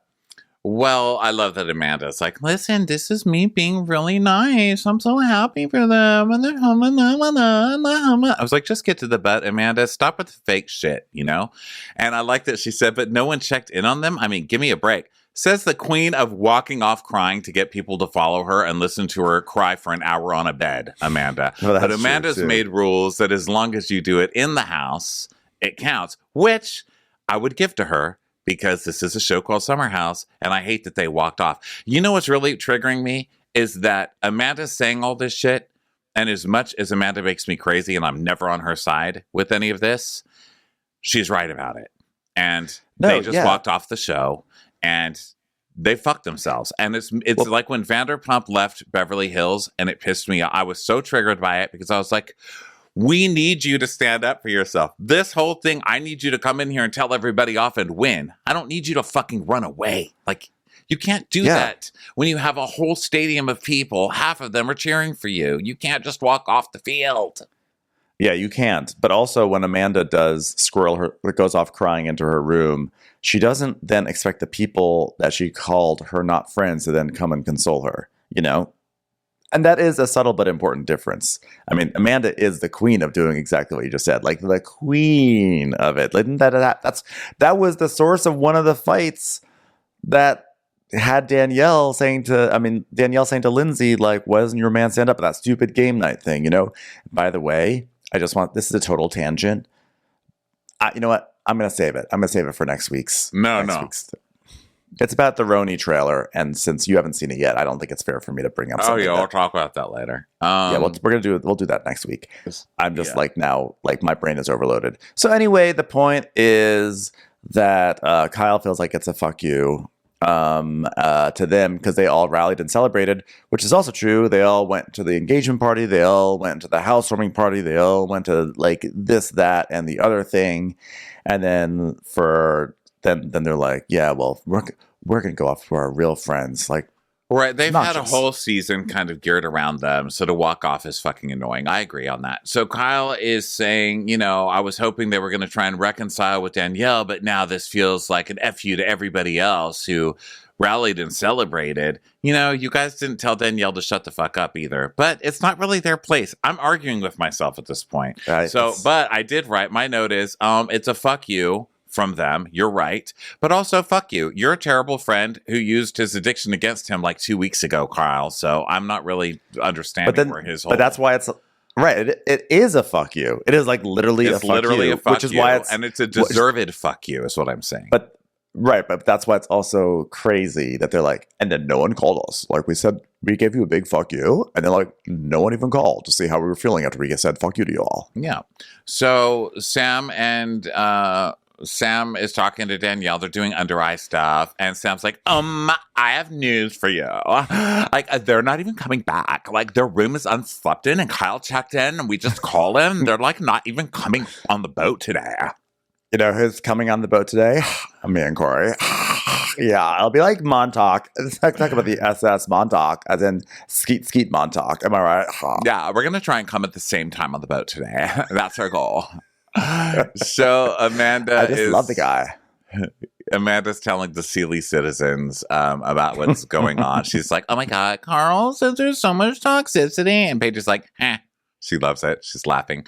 So then Kyle is telling the guys, he's like, yeah, they might not even come back at all. I mean, you're just pushing your own snowball down a hill, and then the snowball gets bigger and bigger and bigger, and then it rolls right over Amanda. And I tell her, get up, Amanda, or my family's never going to respect you in skiing again. This season on Winter House, a giant snowball careens into the house and they all die. So Paige is like, Lindsay doesn't need Danielle anymore. So she's like a non-factor in her life. Lindsay has Carl now. She doesn't need Danielle. And then Danielle's like, have you ever been so angry and so upset at the same time and you don't know what to do about it? I'm like, yeah, that's the Watch What Crappens podcast every single episode. That's no kidding. That's what I am. It's like the last hour of our lives. Okay. So everybody gets ready. Let's go through this part more quickly because it's like an hour. And this is where we learn what a show is like without the older people. You've only got Kyle there who's wasted and just doing like Titanic things with Chris. Oh, you know what? If there could not be another, this was Chris. If there could not be one of like, Chris already drives me nuts. And then he's like, hey, Kyle, stand up. Hold on. I'm going to do something really funny. Okay. Okay. Say, I'm making of the world. And I'm like, you literally could not be more basic and annoying, Chris. Like it's like, yeah. And there's a big boat and a small boat because this is Danielle Day. So, of course, it's got to be the most boring outing of all time because that's who Danielle is. Okay. So she has a boat day, but she can't get a boat big enough for everybody. By the way, there's like 8 people, but she can't get a boat big enough. So how did not 8 people not fit on that big yacht? Like there's like literally like one giant yacht. I actually really enjoyed the disparity between the boats. And I think that this was to create drama. I think they were hoping that Lindsay and Carl, this was clearly set up so that way Lindsay and Carl would probably get stuck on the small boat and then have a fit because they just got engaged. They should be on the big boat. Like to me, I saw this as producers all over it, but there was no drama. Everyone was like fine with it. Yeah, or maybe the small boat was going to be Danielle and Lindsay and Carl having a fight or something. But who knows? It was kind of a bummer because it was just separated on boats for no reason. But of course, Corey and Sam are on the same boat because they're a couple. But then Craig and Paige aren't on the same boat because Craig is like spending all day broing out with Corey, and Paige doesn't care. Like she literally doesn't care because she's on the better boat. She goes, yeah, Paige has bigger fish to fry. She's like, oh my God, you guys, their boat makes such an awful sound. They need to check the brakes on that boat because that sounds like a brake problem. So yeah. Paige, when I say Paige had bigger fish to fry, I mean like she had to shade the small boat as much as possible. She's like, guys, I only have about 90 minutes to do this, so I'm going to just load in all the small boat shade that I can get. Ew, it sounds so loud. What a disgusting Lindsay boat. I know. She's like, I'm on the Home Goods of boats, which I'm very proud of. It's not the hugest, but it's very tasteful and affordable. Ding, like and subscribe. They're in the Filene's basement of boats. Okay, that's just sad. Yeah. There's just what a sad, small, little boat.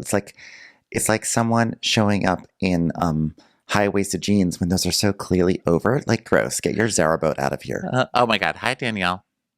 Party. Corey kisses Sam a lot. Paige poses for pictures. And Paige also stands on boats like she's in a music video, which cracks me up. She kind of puts her elbow on top of her other arm and just like kind of moves her hand around and just kind of nods her head to some kind of beat. I'm not sure there's even any music playing, but she's like, I could be being filmed to music right now, so I'm going to move my head. She's like, I've waited all season long for a boat like this. Like, I've literally preserved my energy by staying only on my bed for 8 weeks at a time, only so that way I can get here on this boat and be ready. I had to be ready for this moment. Meanwhile, for those who have been wondering, Corey did show up. You did mention Corey's here because Corey arrived today. So for those who are wondering what we may be skipping over with Corey, this is all you're missing with Corey.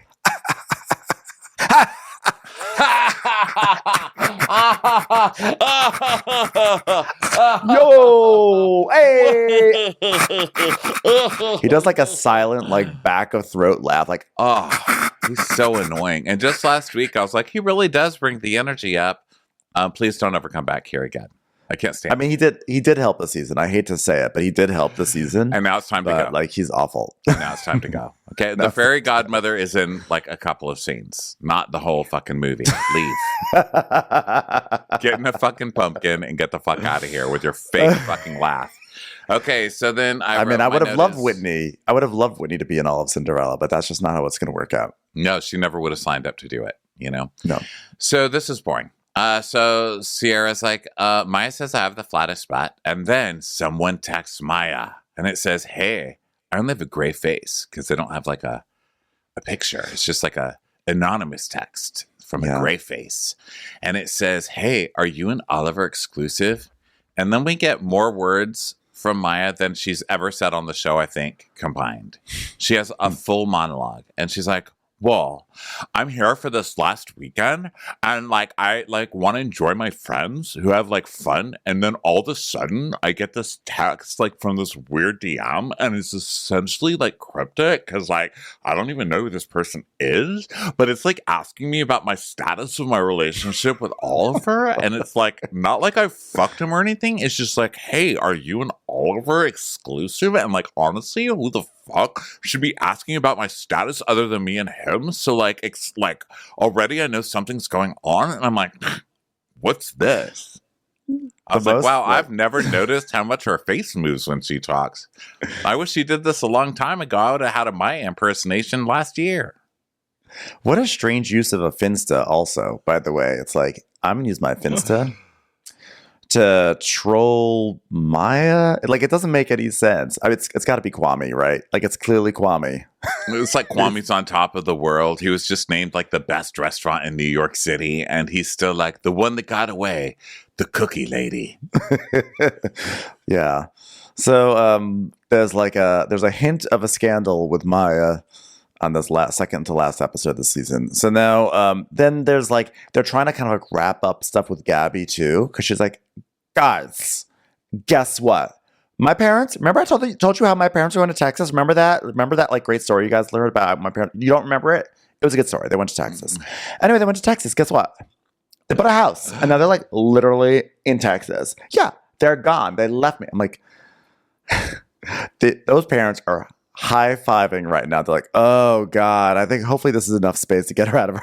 Like, hopefully she'll just stay in New York. We can finally have our adult lives. Well, I like that Paige was like, well, I feel like we have the exact same relationship with our parents. So are you devastated? And she's like, no, now I'm going to be codependent with you guys because like I've learned how to be codependent with other people. Paige is like, ew. Great. You know, like, God, it's like thinking of her own life. Like, I'm supposed to depend on Craig. Ew. Hell no. No way. Hey, do you want to try this as an experiment? We have set up a zip line, and you can zip line down to the small boat. Bye. So then the Titanic thing happens. It's sad. I don't want to go over it again. So then Carl and Lindsay. Okay. So Carl and Lindsay drive up to the house, and we're like, John. It's like the Kia of Doom. Yes. That's what I wrote too. The Kia of like, Doom comes. Dun, dun, dun, dun. That Kia, by the way, I mean, like, that Kia is getting so much footage. Wow. Christopher Nolan presents Kia. So they basically got this Kia for free to drive it on the show, right? If they must have, because it's not blurred out. Almost every single thing in this show is blurred out. Like sometimes the show looks like they're floating in a cloud, and the Kia is not blurred out. So they must have gotten some deal. So they come in, and Carl's furious. He stalks into the house, and he goes into the room, and he grabs like a pair of underwear or a t-shirt, and he throws it over the camera, and he's like, oh, I'm packing up my stuff. I'm gonna get going, and that's it. We're done. Yeah. I refuse to let America see me zip up my bag. This is a private moment. So Lindsay, the producer comes up, and she's like, Carl, can we get some footage of you packing up at least? And he goes, oh yeah, there's nothing to show. Packing up. You're not going to see it. Let's see. And then Lindsay, this cracked me up. I mean, Lindsay as this like strange mother figure to Carl. She goes, babe, come on. You know, I know you're pissed off, and I'm pissed off too, but like we can't just like leave and vanish. They need to show us. They need to, so that way people can see what happened. They need to see how we pack our bags, babe. Come on. Like, whoa, Lindsay. Hey, let me ask you something. Sorry, everybody. This is just a side note. But when I get loud, does it cut off my sound for you, Ben? No. Because when you, like right now, when you're yelling for Lindsay, yeah, it cuts you off. And we need to figure out what that maxing out maybe is. Maybe that was that automatic mic thing that we were just That's talking about. That's why I'm asking if I'm yelling, is it cutting it out for you? Because I feel like, no, it doesn't. And I feel like I don't yell that much, or I don't yell like as loud as I just yelled. And when I do, I'm like, wow, I didn't know I could yell like that. And know that was cut off. But I mean, it'll be recorded in my local recording. So yeah, we're just trying to figure it out for Crappens on Demand stuff. We're trying to get better every day, guys. So thank you. That was our backstage talking. Back to the show. Yeah, we're breaking the fourth wall, just like this scene broke the fourth wall of the producer saying, Carl, can you please take off the garment from the camera? So yeah, Carl, it's essentially you throwing a t-shirt over the microphone every time you yell like that. Wow. That would also explain why when we did the Crappens on Demand last week with the Microsoft Windows sounds, why they got all garbled, because it was probably auto-adjusting the sound. Yeah, there you go, guys. You guys, you learn something every day, don't you? God bless it. God bless. What a fascinating time to be alive. So moving on. So they're all pissed off. And Lindsay's like, babe, I know you're pissed. I'm pissed off too, but come on now. Like, we are on a TV show. And then we see a clip of, I put Lindsay with the blanket over her head fighting with Carl. Oh, just because that's how I imagine them. Just being like, babe, this is how we look on TV right now, okay? And this is how we look on TV. So Lindsay's like, we can't just like leave and vanish. It's a TV show. They have to show us packing because it's a visual medium, Carl. Okay? It's a visual medium. They need to see us vanish for when we are vanished on the visual medium that I'm yelling at you about you not giving them footage. I'm like, you know what? Another way is to get some good footage of you guys? Not to leave. Yeah, well, listen, here's what I'm saying. Don't marry this person, Lindsay. Because Carl's like, this is so fucking stupid. I'm sick of this shit. He's taking his toys and going home. Carl has no job. He does not do his job that he's currently doing. He has no ability to get a job or keep a job, as we've learned from this show. This is his job. Your apartment is $13,000 a month, and you have a new apartment, and you're not going to be getting influencer deals when you're not on this show. What do you two? What exactly do you two think you're going to be doing? Didn't they have like a free Lexus that they got last year or something? I don't know. Where's that Lexus? What's going on with that? So anyway, on the boat, we see everyone's doing a toast to Carl and Lindsay, which may or may not be sincere. And then we cut back to them packing. No, they're being sarcastic. Maya's like, course they are. Cheers, their engagement. And everyone's laughing. And then on the other boat, Chris congratulates Danielle. And he goes, Danielle, you really pulled it off today. I was like, well, how does she pull it off? These are both terrible, boring boats. I know. Well, she pulled it off. She wanted a boring boat ride. So Lindsay's packing, and Carl's like, the voices of support in this house are being drowned out by the voices of negativity, and it just feels like it's best for us not to be here. I'm like, it's a reality. What part of this being a reality show is suddenly a surprise to you? And then official war is declared, because Lindsay goes, yes, here it goes. Want to grab my upside down pineapple cake? You want to grab my upside down pineapple cake? I think you want to grab it. I think you want to. It's mine. And they took the marble loaf back home, like a Costanza on Seinfeld. They took with a pineapple upside down cake, and it literally goes on the soundtrack. Boom. I was like, wow, not the upside down pineapple cake. And there's still a certain amount of confusion about this cake, because last week I complained that they didn't turn it upside down. And then people were like, no, actually it was turned upside down. But then I went back and I was like, is it upside down? And then I also said it seemed like the pineapple rings were above the cake, not embedded in the cake. But then I don't know. It's a cake of mystery to me. And Lindsay is taking it back. She's taking back her voice. And then Carl tells us... She's reclaiming her time in the form of pineapple cake. Then Carl tells us, when you're somewhere, you feel like people don't know you, and they don't want you, and they don't get you, or don't understand you, or they don't want to understand you. I react by packing up my shit and moving on. You know how I react? I go up and I take the fucking... the bread and the wine anyway, because it's free. I just have to kneel there for a couple of seconds. Then when the hat comes over to put $1 in, I take a $5 out. And then on my way out, I say, fuck you to everyone inside my head. And I leave the church, Carl. Grow the fuck up. Yeah, well, when you're somewhere that you're like not wanted and no one respects you, there's only one thing to do. Steal the pineapple cake. Yeah. So upside down pineapple cake. Okay. yeah, Which is an I'm upside done down. with this place. I'm done with this place. And luckily, there's plenty of room in the back of my Kia Sorento for that upside down pineapple cake. So goodbye, everyone. So the car backs out of the drive, and it's like, Didn't even turn around. They're like Kia's like, hi. So it's very important for us that we showcase the car and all its functionality. So we're going to request that we're going to give you this free car, but we're going to request that every time you leave the house, you have to back out instead of doing a normal turnaround like every other vehicle. Thanks. So everyone comes home wasted, and they're all partying, and Kyle's playing the music through the speakers, and everyone's dancing, and Amanda's like, Kyle. Until it's like the whole town like here's the terror alert. Like you just see like shutters coming down all over the Hamptons. They're just like, hold on, Kyle. There was 2 cakes when we left, and now one is gone. It's like that old Patsy Cline song, 2 cigarettes in the ashtray. You know that song? 2 cigarettes in the ashtray. And it's basically like a story of like the lady and her lover have the 2 cigarettes in the ashtray, and then another lady comes in and there's 3 cigarettes, and then by the end of the song, there's just 1 cigarette in the ashtray, and it's hers. Oh, guys. And Paige goes, she took the cakes. Oh my God. And she starts cracking up. And Chris goes, are they among us now? Are they among us now? Because we're like a family, and that's what you say. Are they among us? And Amanda's like, I'm just saying something happened. Since when is Amanda on Cake Alert? Amanda's like I would be on Cake Alert. Trim is I would there. like. Excuse me, if there are 2 cakes in my household, I am hyper aware. I'm like, there's 2 cakes. I'm mentally budgeting how much cake I can have because I know how much cake there is. And so how do I spend it over the next few days? How big are my slices? I am always aware of how much cake is under my roof. So if all of a sudden we go from 2 cakes to 1 cake, that's going to be a problem for me.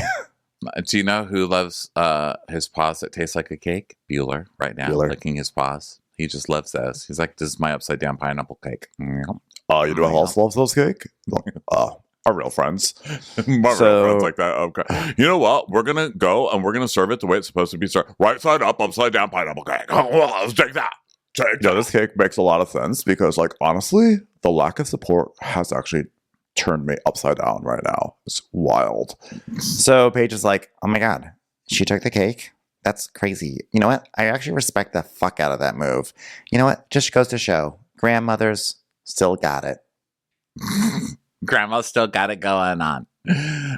So Paige goes, cool. I'll take their room tonight then. So she's evil, but she's a funny evil. I'll hand it to her. So Kyle's like, you just pulled a reporter, Christina Gibson reporting for duty and left summer early. And then we see 6 summers ago, which I can't believe it's only been 6 years. Yeah. Isn't this season 20? So I know, this show began in like 2016. It feels like it started in 2012 for crying out loud. And Christina's like, the only thing I'm taking is this. Christina Gibson reporting live from the summer house. Christina Gibson out. I love that they pulled that reference because that's like one of my favorites. Christina Gibson, R.I.P. Not in real life, she's alive, but like on this show, R.I.P. She's great in real life. She's living in Florida and married and has a baby. We follow her on the Insta. Hi, if you're out there. I love Christina. So now, Kyle's like, wow, talk about trading places. Am I right? So now the small boat people arrive because they don't, their boat is not only small, but slow, I guess. So that they arrive later. And so they tell everyone like, oh my God, guess what? Lindsay took back her cake. And so Danielle's getting so mad. She's like, this is so crazy and asinine. Like, they're gone. They're gone. This is crazy. Danielle, come on. Like, you made it all about you. This. And now, you did this. And why are you acting like so shocked? So now she's going to like try and jump to the other side again, just so she could say that she did. I mean, this is a stupid thing. Okay, but this is also another Corey trying too hard. Corey and Chris are terrible. I don't need them on the TV. Get them off. Like, I want to turn it off at this point. So Corey is just going, what? What? Chris is like, let's go in their room, see what they left. They left stuff. They left cowboy hats. And Corey's going, hats. Hats. Hats. I swear to you, the next 20 minutes of this show. I can't take them. Please get them off. Get them off. They put on these hats, and then Corey takes the cowboy hat and like flicks the brim, and he's like, I can't take another goddamn second of this. So then we go to a Sealy Citizens meeting, and Amanda's like, here's the thing. They're blaming it all on Danielle. And Paige goes, that is so mean. That is so mean and also untrue and hilarious. Oh my God, I love it. Say it again. They're blaming Danielle. She's the reason. And she goes, you don't want to come on the boat because Danielle's there? Then grow up. So then Chris and Corey are still dancing around in hats, trying to do scenes from Crocodile Dundee and just rolling all over their bed. They're like rolling on the beds, like a total just like lack of respect for the furniture in this place. And so then Paige is like, so they're like never coming back? Did Lindsay find like a nursing home to move into? I don't understand. And Sierra's like, it's like we only have like 2 more days left, which means I've only got 2 more days to have a storyline this season. She's like, why am I wasting this adorable sweater bikini for a bed scene? And Maya's like, guys, they're not here. So like, why are we still talking shit about them? Like, I don't get it. And Paige just like rolls over on her hand. She's like, I know. I can't help it. It's my joy. It's my gift and my burden. So Corey's like in the window, and Craig's like down by the pool, and Corey is sticking his hands out to be like, throw me a drink. So Craig throws him a can, and I'm horrified because like that could have just like gone right through the window. They could have just like thrown a can to the window. In fact, I've never wanted something like that to happen more, just to have those guys just covered in shattered glass at that moment. Bravo brings us so many fun alcoholic shows. Real Housewives of New York, Real Housewives of New York, Real Housewives. I mean, I guess that's the best one. But, that show knows how to do it where you bring alcoholism in a fun package. It's like, they're drunk and, we get mad sometimes. Like Dorinda, Jesus, like it went too dark, but it was still amazing. I mean, remember Dorinda's last moments in a glitter turban yelling at the entire production staff and like having her Gloria Swanson meltdown, and they're witty and they're funny. And even if they're wasted, they're making you laugh. This is not that show. This is just sad, hot drug addicts with no personality or quips or one-liners or anything going on. This is literally just watching idiot drunk people walk down a street barfing on each other. And it's not fun, dude. This show needs to get it together. You've turned into Winter House. Congratulations. Yeah, there's like an icky sense watching like Corey and Chris be like so self-satisfied with their drunken antics. It's like these guys are awful, and on top of that, they're gonna get everything they want in life. Like that's what's so like. It's like just like gross, just like 2 gross guys, one of whom really likes transphobic memes. Just want to underline that again. Just want to point that out. So Corey's anyway, also a total piece of shit in real life. So then these guys are throwing beers at each other downstairs. It's just like they're like jumping and they're like tackling people onto like the bed and like breaking the bed and everything. And Paige is like, what are you 2 dipshits doing in here? And then Corey like wrestles Maya to the bed and everything. And there's just like a lot of roughhousing. And by the way, just in general, I hate roughhousing. I've always hated it. One of my oldest stances, one of my early hot takes as like a 3-year-old. I don't like roughhousing. It's not my. It's a 3-year-old. When Ben really blossomed at 3 years old, he's like, I do not stand for roughhousing. So no, I love that. I love that about 3-year-old Ben has the same voice as Paige, and I'm proud of it. So here's where it gets awkward. Okay, first of all, everyone's really fucked up. Okay, and I get the coke, the drug, I get all that stuff. Good for you for having fun. But wait, can I interrupt? May I interrupt? They're driving me nuts. I can't watch this, but at the same time, I do have to concede they look like they're having fun. Like they look like they're having a really great time. I don't care if you're having fun. I'm watching you on TV. I need to be having fun. You know what I mean? I'm not. Yeah. So they're having a good time. They're all wasted, but it's obvious that it has gone up a lot of notches since Carl and Lindsay left, right? Yeah. Because they're all reveling in it. It's like, ha, they left. They all run to their room. They're going through their room looking for stuff. I mean, granted, there were only hats in there, but it does feel like a huge celebration in the house that Carl and Lindsay are. It turns weird. You know what I mean?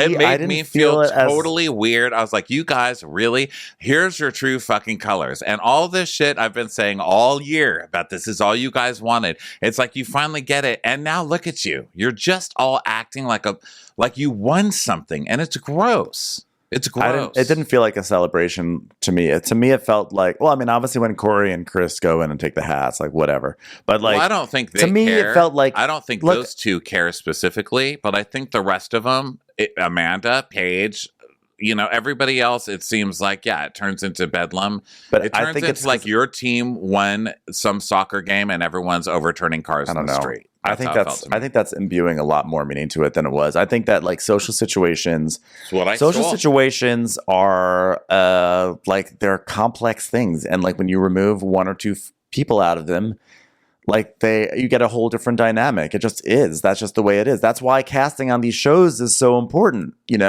And so if you have two people that are kind of just like kind of being downers or whatever, it does like affect the entire house. I saw it as more of a celebration that like, oh God, we can just have fun. So then if it was affecting the entire house because they were being downers, then wouldn't it be natural for people to celebrate that the downers were gone?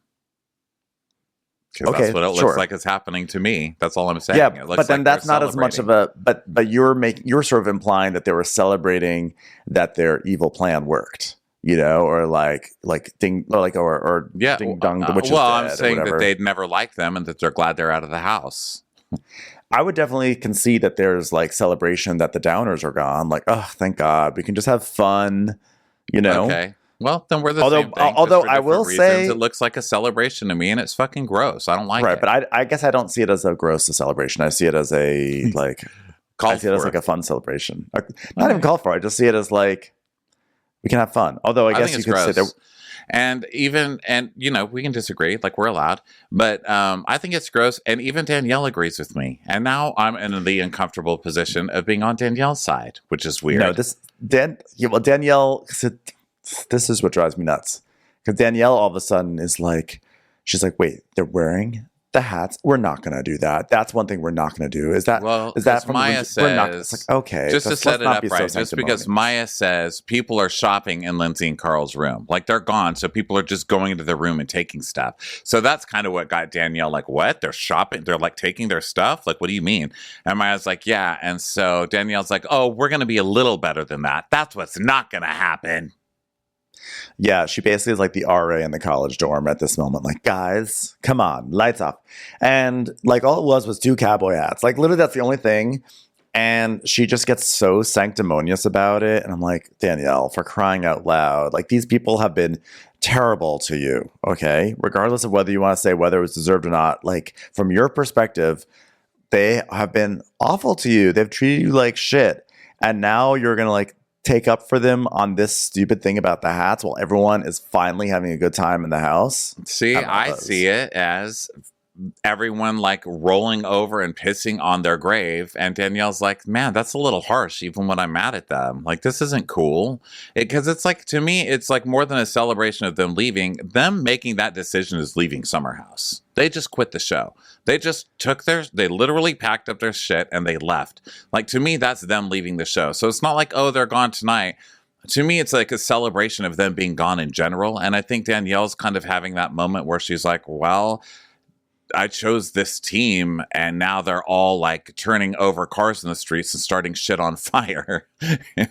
Like they won a game and it feels icky. That's what I'm getting from the whole thing. To me, it just read as like Danielle sticking her nose into something that was like she didn't fully understand what really was going on. And that like it was almost like she was continuing to build her case that like even when there's a fight, there's deeper things you consider, because that was her case about the engagement. Like, yeah, I may have been beefing about Lindsay, but you still include me because at the end of the day, we're like deeper friends than that. So to me, it felt like she was actually just, I don't know. I felt like she was just taking up for people who just like treat her like shit. And it seemed like she started to realize that, and then she's just doing it all over again. And it's like, honestly, Danielle, you're just being a buzzkill right now. So she's like, we're better what is this topsy-turvy episode? How did this happen? It's crazy. It's a lot. This episode, there's a lot.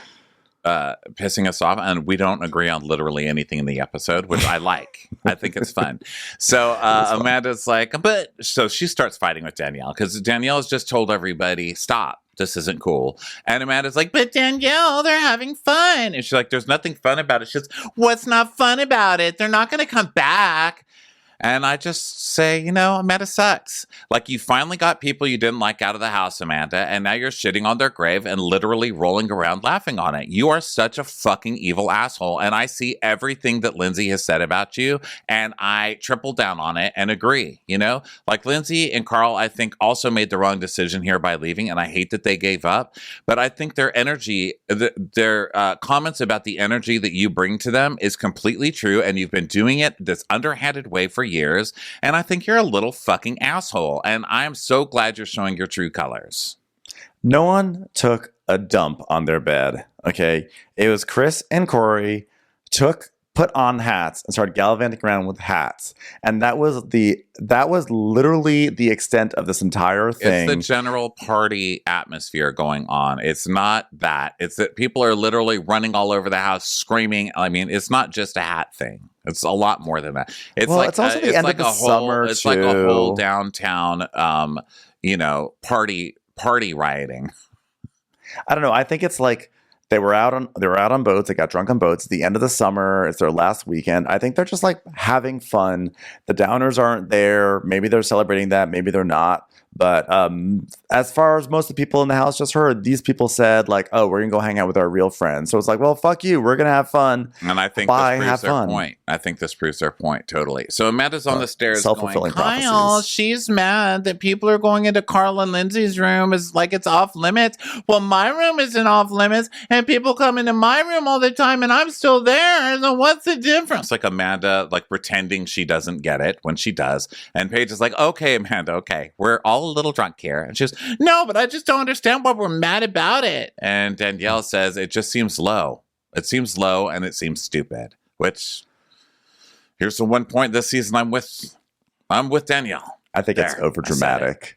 I think it's an over dramatic thing. And then that Danielle is like, and I think I just don't think this is a hill that Danielle should be dying on. So wait, you just said it the third time. I get to say my thing for the third time. So then like, I know. Why no? Because this shit keeps repeating. Don't make it seem like I'm not harping on it.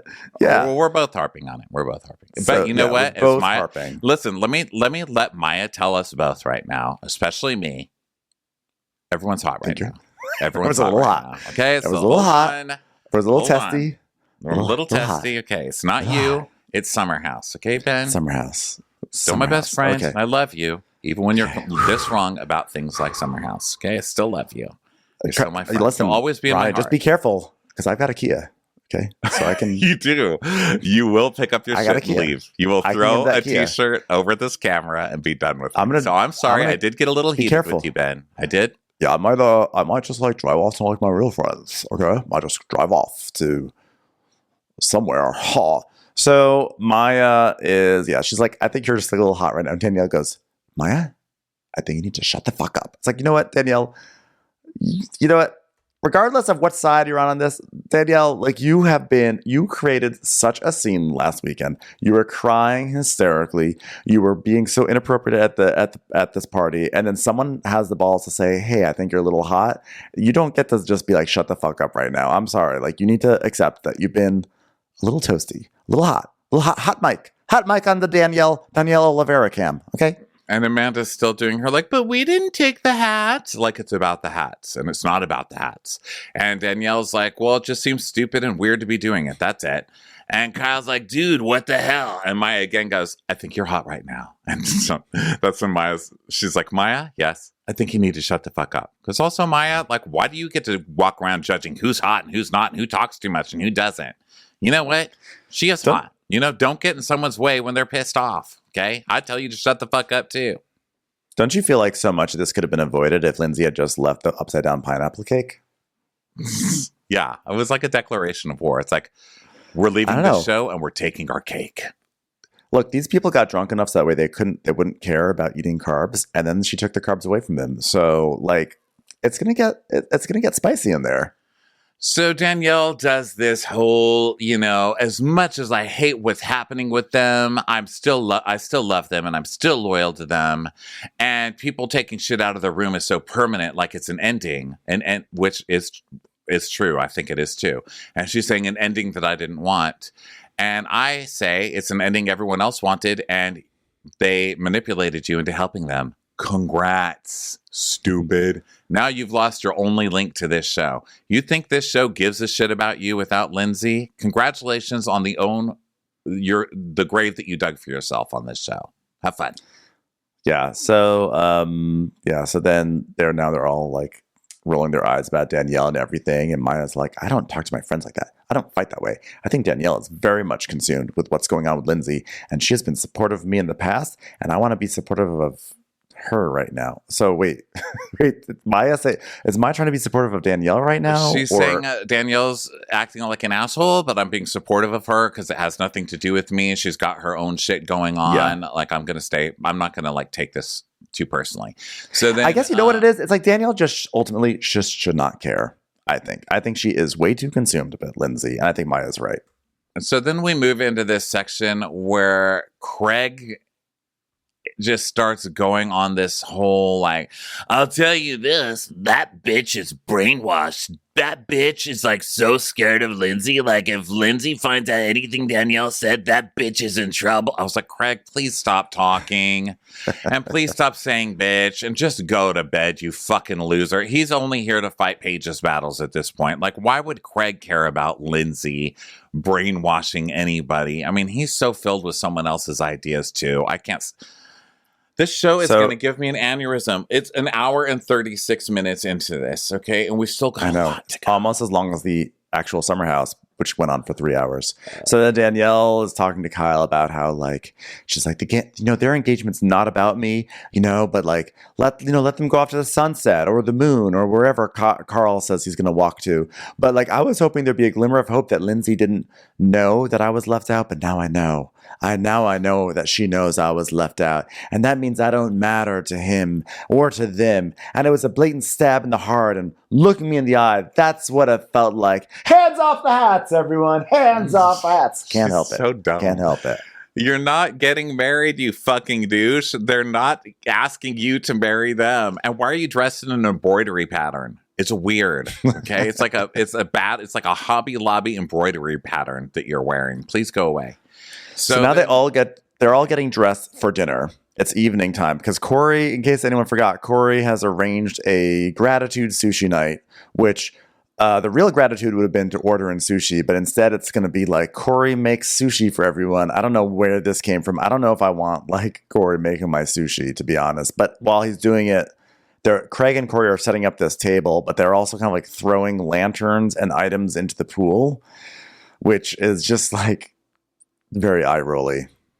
And then Craig is like, yeah, this girl stood up for Lindsay for years, and she's like, there's no way I was wrong for 6 years, so she's still protecting Lindsay. Oh, God, cut the performance for Paige, dude. You're simping, okay? You're doing for Paige right now what Danielle has done for Lindsay for years. You're performatively battling the enemies of someone who will never consider you her equal. So cut the crap. Shut up.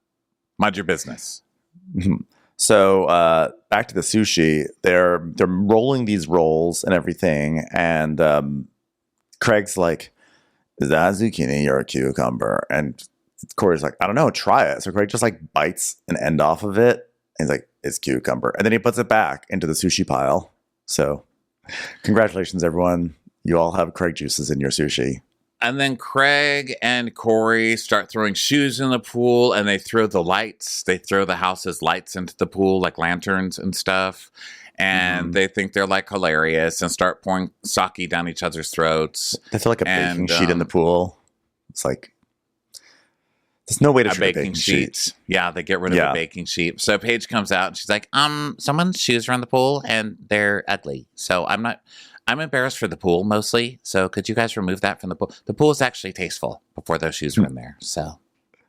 So they all cheers to the family, and then we have a game. It's called X-Rated Charades. I didn't take any notes on the X-Rated Charades. I'm officially done with this show. This show needs to end now. Well, guess what? there's more. So this is when they started doing Craig and Corey's game, X-rated charades. I was like, okay, I've aged out. I'm tapping out of this show. Yeah, okay. I can't deal I'm with done. the games anymore. Yeah. The 2 truths and a lie, truth and dare, never have I ever. Like literally, Bravo, whatever exec is approving this, you literally need to be fired right now. You've ruined a Like, good show. You've taken a show about real friends who actually go to the city or go to Montauk from the city to rent a house together into whatever the fuck Bachelor ripoff shit show this is. It's terrible. So then here's 2 truths and a lie. Okay. I love these games. No one in the audience enjoys watching them. And anyone who does these games on Bravo should be fired. So where's the 2 truths and the lie? Yay. The first 2 were true. No, the first and the third were true. The second was a lie. No, the first was a lie. I said I love these games. Oh, that's what I meant. I'm throwing Bueller in the pool. Okay, so then Craig goes inside and we see him calling his mom and he's wasted, like fall down drunk. God knows how much coke is in him at this point. And he's just like, Mom, I just wanted to say happy birthday. I didn't forget, Mom. I didn't forget. I'm glad I got a chance to step away and call you, Mom. Because I looked down to see my calendar and I was like, fuck. Shit. Yeah, it's like, wow, glad you got the fuck out of there to add a shit in there on your mom's call while you're fall down drunk. I'm sure she's super proud. You know, his mom is in Delaware. Like, I hope those pillows work out because it's one fucked up kid. Craig's family has a very low rent version of Succession going on. So Kyle, meanwhile, while he's crying to his mom, Kyle's like lifting weights and stuff, and Sam and Corey go into the closet and they have sex. And then now Craig walks into the mega bedroom and he's like crying. And the girl's like, "Are you crying? Craig, are you crying? Are you crying?" And Paige is like, "You're crying? Like, why are you crying? Like, that's gross. That's stupid. You're a crybaby, huh? You can't get in the mega bed if you're crying." I thought she was actually pretty nice because I would be dismissive because he's drunk. You know, when drunk people on drugs start crying at the end of the night, you're dismissed now. You know, I'm not taking you seriously because you're fucked up. So she's like, "Are you crying?" And he's like, "Yeah, because of a lot of different stuff." And she goes, "Stuff from just right now?" And he's like, "Just coming to see what you're doing." She goes, "Wait, but what happened though?" "Oh, no, I'm good. I'm good." She goes, "But I'm asking, what are you crying about?" And he goes, "Nothing. I'm good. Seriously." And she asked everyone else. She's like, "Am I being crazy right now?" Yeah. And Amanda's like, "He just doesn't want to talk about it right now, okay?" Craig, why won't you look at me? Craig, look at me. Why won't you look at me? Because everyone in the world can see something's wrong except the one person I want to see. She goes, "Did I not just ask you 7 times?" Just like, you fucking imbecile. How many times I have to say what's wrong? What is wrong? Literally the one person in the world that can see. Everybody else is ignoring you, you weirdo. Craig and Carl are doing the same thing this episode, which is like, why don't you check on me? Basically, babies. Man baby. So then Paige follows him into the bathroom and he's like, "Look, it's like every time I have a feeling or get upset, your response is stop being such a fucking pussy." Okay, Craig, this is officially a pattern with people that you date. Have you considered listening to them? You know, maybe when everybody is telling you the same thing, it's you. Yeah. So then we hear Paige. He throws his mic off and then we hear Paige vomiting. And Sarah goes, "Are you throwing up?" And she goes, "I think so." her vomit's like, blah. Blah. Her vomit sound is like, blah, blah, blah. Pineapple upside down cake, blah, blah. Oh my God. Blah. Okay, so then Craig and Kyle are in bed, and Craig's like, "I missed my mom's birthday," and he's like, "Is Paige okay?" And he's like, "Well, I'm sure she's freaking out, but like, you know what I need? I need a solid rock in my life. That's what I need." And he's like, "But you have a solid rock, your pillow company, which is gonna last forever." And listen, who's going to get sick of $200 pillows? Nobody, that's who. And, you know, Paige, another solid one. For the record, I don't know if Craig appreciates his pillows being called the Solid Rock, but, you know, it's fine. It's not the branding we use when we talk about pillows. Good So point. now we're solid as a rock. So Craig is basically like, sometimes I just feel really alone. And they're like, okay, great, bye. So then Kyle goes into his bed. Now it's nighttime, like late night, and everyone's getting to bed. And Kyle walks into the bedroom and he goes, hi, Amanda. Why do you twist your body like that? And she's like, Kyle, what is wrong with you? Why do you do that? Why do you always wake me up? It's so rude. Because your neck looks broken. He goes, because your neck looked broken. Okay, this shit's fun. This is what I'm saying about the old school people still being able to keep it up. Kyle's a fall down drunk. He's still entertaining. Keep casting like that. Cast more of those, you know? That shit was funny. You look like your neck was broken. And that's also such a funny way that Amanda would naturally sleep. Of course she sleeps like a victim, you know? Like Amanda sleeps like someone who just threw themselves out of the top story of a building. Of course she does. So it's the next day and people are waking up and Craig turns to Paige and goes, do you want to shower with me? She goes, yeah, I guess. Hold on. One last morning vomit. What? So, Full price. So then full price. Full price black. And then Maya's like, oh man, I was just dreaming that I was making French toast sticks and I hadn't turned them all over, so I can't wake up right now. I gotta finish turning over my French toast sticks. So some people are starting to wake up and get ready for the party, and Paige stumbles down the hall looking for a razor. And of course, she's just going to like the mattress members to be like, hey, what's going on, you guys? Craig is crying. I can't. And Maya's like, hey, we're just talking about you. How you feel, sweetie? We're just talking about you, sweetie. I'm going to call you sweetie a lot right now. Mm-hmm. And Paige goes, he just wakes up in the morning like nothing happened. It's crazy. Yeah. She's like, Craig always acts so dramatic, and then it's like my fault, and then like he gets like mad that I'm like not sensitive. And Maya's like, you were literally throwing up and not feeling well. It's like not the time to be at attention whore. I mean, all night long, all I could hear was, like where was everybody he there?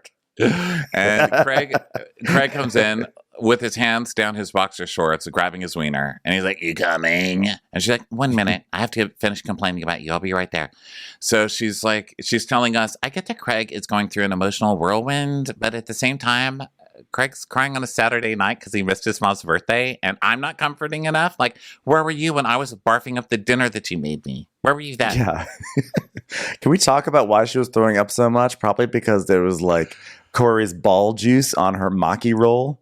Yes. So, and then Craig does something wrong, like getting so fucking shit-faced he doesn't remember his mom's birthday. And then everyone else is mean to Craig and he's the big victim. No, you're the one who fucked up. If anyone gets a scene crying right now, it's your mom. Cut to her. Yeah. Cut to the person who has to clean up all the shit out of the pool that you threw in there. How about that? Like he's like totally destructive and then wonders why people don't want to get close to him. So anyway, but meanwhile, Paige and like Sierra and the girls, they're all just like laughing at Craig because they predict that he's going to come, that he was just like waiting for Paige and just like taking a shower and like sad and is going to come in and be like, are you coming? And so he comes in and is like, are you coming? Like he does exactly what they predict. So they're all just like giggling. And then meanwhile, and he was like, this is the one time we had to have alone time, Paige. And she's like, Craig, they were talking to me about what a loser you are. And he's like, yeah, but you have to make priorities. They just keep laughing because they called it. So meanwhile, now there's just sort of like generic activity happening. They're starting to plan out the party. They're going to be making it's like a jungle theme. And I love that Paige and Craig are working on turning like not the bay window, the French doors into something that looks like a lion's mouth that you walk out of at the party, which I was like, I don't know how they're even going to do that. And then all of a sudden they do it. And I was like, oh, actually it was not so bad. Not so bad. And now the Kio Sorrowento of Doom comes down the drive. And we hear Lindsay going, if you think about it, this is the last time we're driving down this driveway this summer. And ever, probably, you two idiots. And so Carl's like, all right, here we go. She goes, okay, babes. Don't forget to say babes. Babes. Babes. He's like, babes. Babes. We got this, babes. So they walk in and we hear Lindsay go, hello. And Carl's like, hey, what's up? Next time on the season finale. Is that Nene from Top Chef who I spied in the end? Did you see her? It was from far away and I couldn't tell. And I haven't seen Nene from Top Chef in a very long time. But I don't know. Sure. I didn't notice that. At that point, it was when I was watching this, it was late at night, and I had aged 5 years watching the episode. So my new geriatric eyes could not pick out the details of anyone. I have aged 10 years doing this recap. I just want to say, Ben, I do love you. I'm sorry I got snappy with you. Of course, I love you too. This show just fine. makes me so. This show gets me so upset. I don't know why I'm so upset, but that's what people get upset, because the thing is that the show actually, for as mundane and as boring as it can be, although I actually did think this was a relatively good episode, just too long, it did not need to be supersized, is that it does get to the core of like friendships and these gray areas of friendships and relationships, navigating between them. It is not like it's not clean. And you see how we have two totally different perspectives that probably say something about our worldviews. But that's what makes the show interesting, is that a lot of people can relate to these situations. They bring their own experiences. So anyway, I'm going to stop talking because we're about 3 hours into the recap and we've got more work to do today. So anyway, thanks everyone for being here and for listening. Well, thank you guys for allowing us to have this job where we can sit here and get stressed out, because this is a blessing, and we thank you guys every day for this. Thank you for being here. This is also Crappens on Demand. Go check out. There's going to be tons of Crappens on Demand coming. Come back for the Vanderpump Rules recap for sure, for our big announcement on what we're going to be doing this year with our video and all that other stuff. And we will talk to you tomorrow for a little Real Housewives of New Jersey. Okay. Bye. Watch What Crappens would like to thank its premium sponsors. Ain't no thing like Allison King. Ashley Saboni, she don't take no baloney. Dana C. Dana Do. She's not just a Sheila, she's a Daniela. Itchels. Aaron McNicholas, she don't miss no trickolas. Jamie, she has no last namey. Hava Nagila Weber. Sip some scotch with Jessica Trotch. She's always supplying, it's Kelly Ryan. Kristen the Piston Anderson. You're never alone with Lacey Monteleone. Let's give a kisserino to Lisa Lino. Megan Berg, you can't have a burger without the Berg. The Bay Area Betches. Betches. And our super premium sponsors. Somebody get us 10 cc's of Betsy MD. We're taking the gold with Brenda Silva. Let's get real with Caitlin O'Neill. Don't get salty with Christine Pepper. Can't have a meal without the Emily Sides. Nobody holds a candle to Jamie Kendall. She's not harsh, she's Jill Hirsch. My favorite Murdo, Karen McMurdo. We love him madly, it's Kyle Pod Shadley. Let's go on a bender with Lauren Fender. We want to hang with Liz Lang. The incredible edible Matthews sisters. Nancy Cease and Desisto. Give him hell, Miss Noel. Ruru LaRue. She's the queen bee, it's Sarah Lemke. Shannon, out of a cannon, Anthony. Let's take off with Tamla Plain. She ain't no shrinking Violet Kuchar. We love you guys. Hey, Prime members, you can listen to Watch What Crappens ad-free on Amazon Music. Download the Amazon Music app today. Or you can listen ad-free with Wondery Plus in Apple Podcasts. Before you go, tell us about yourself by completing a short survey at Wondery.com/survey.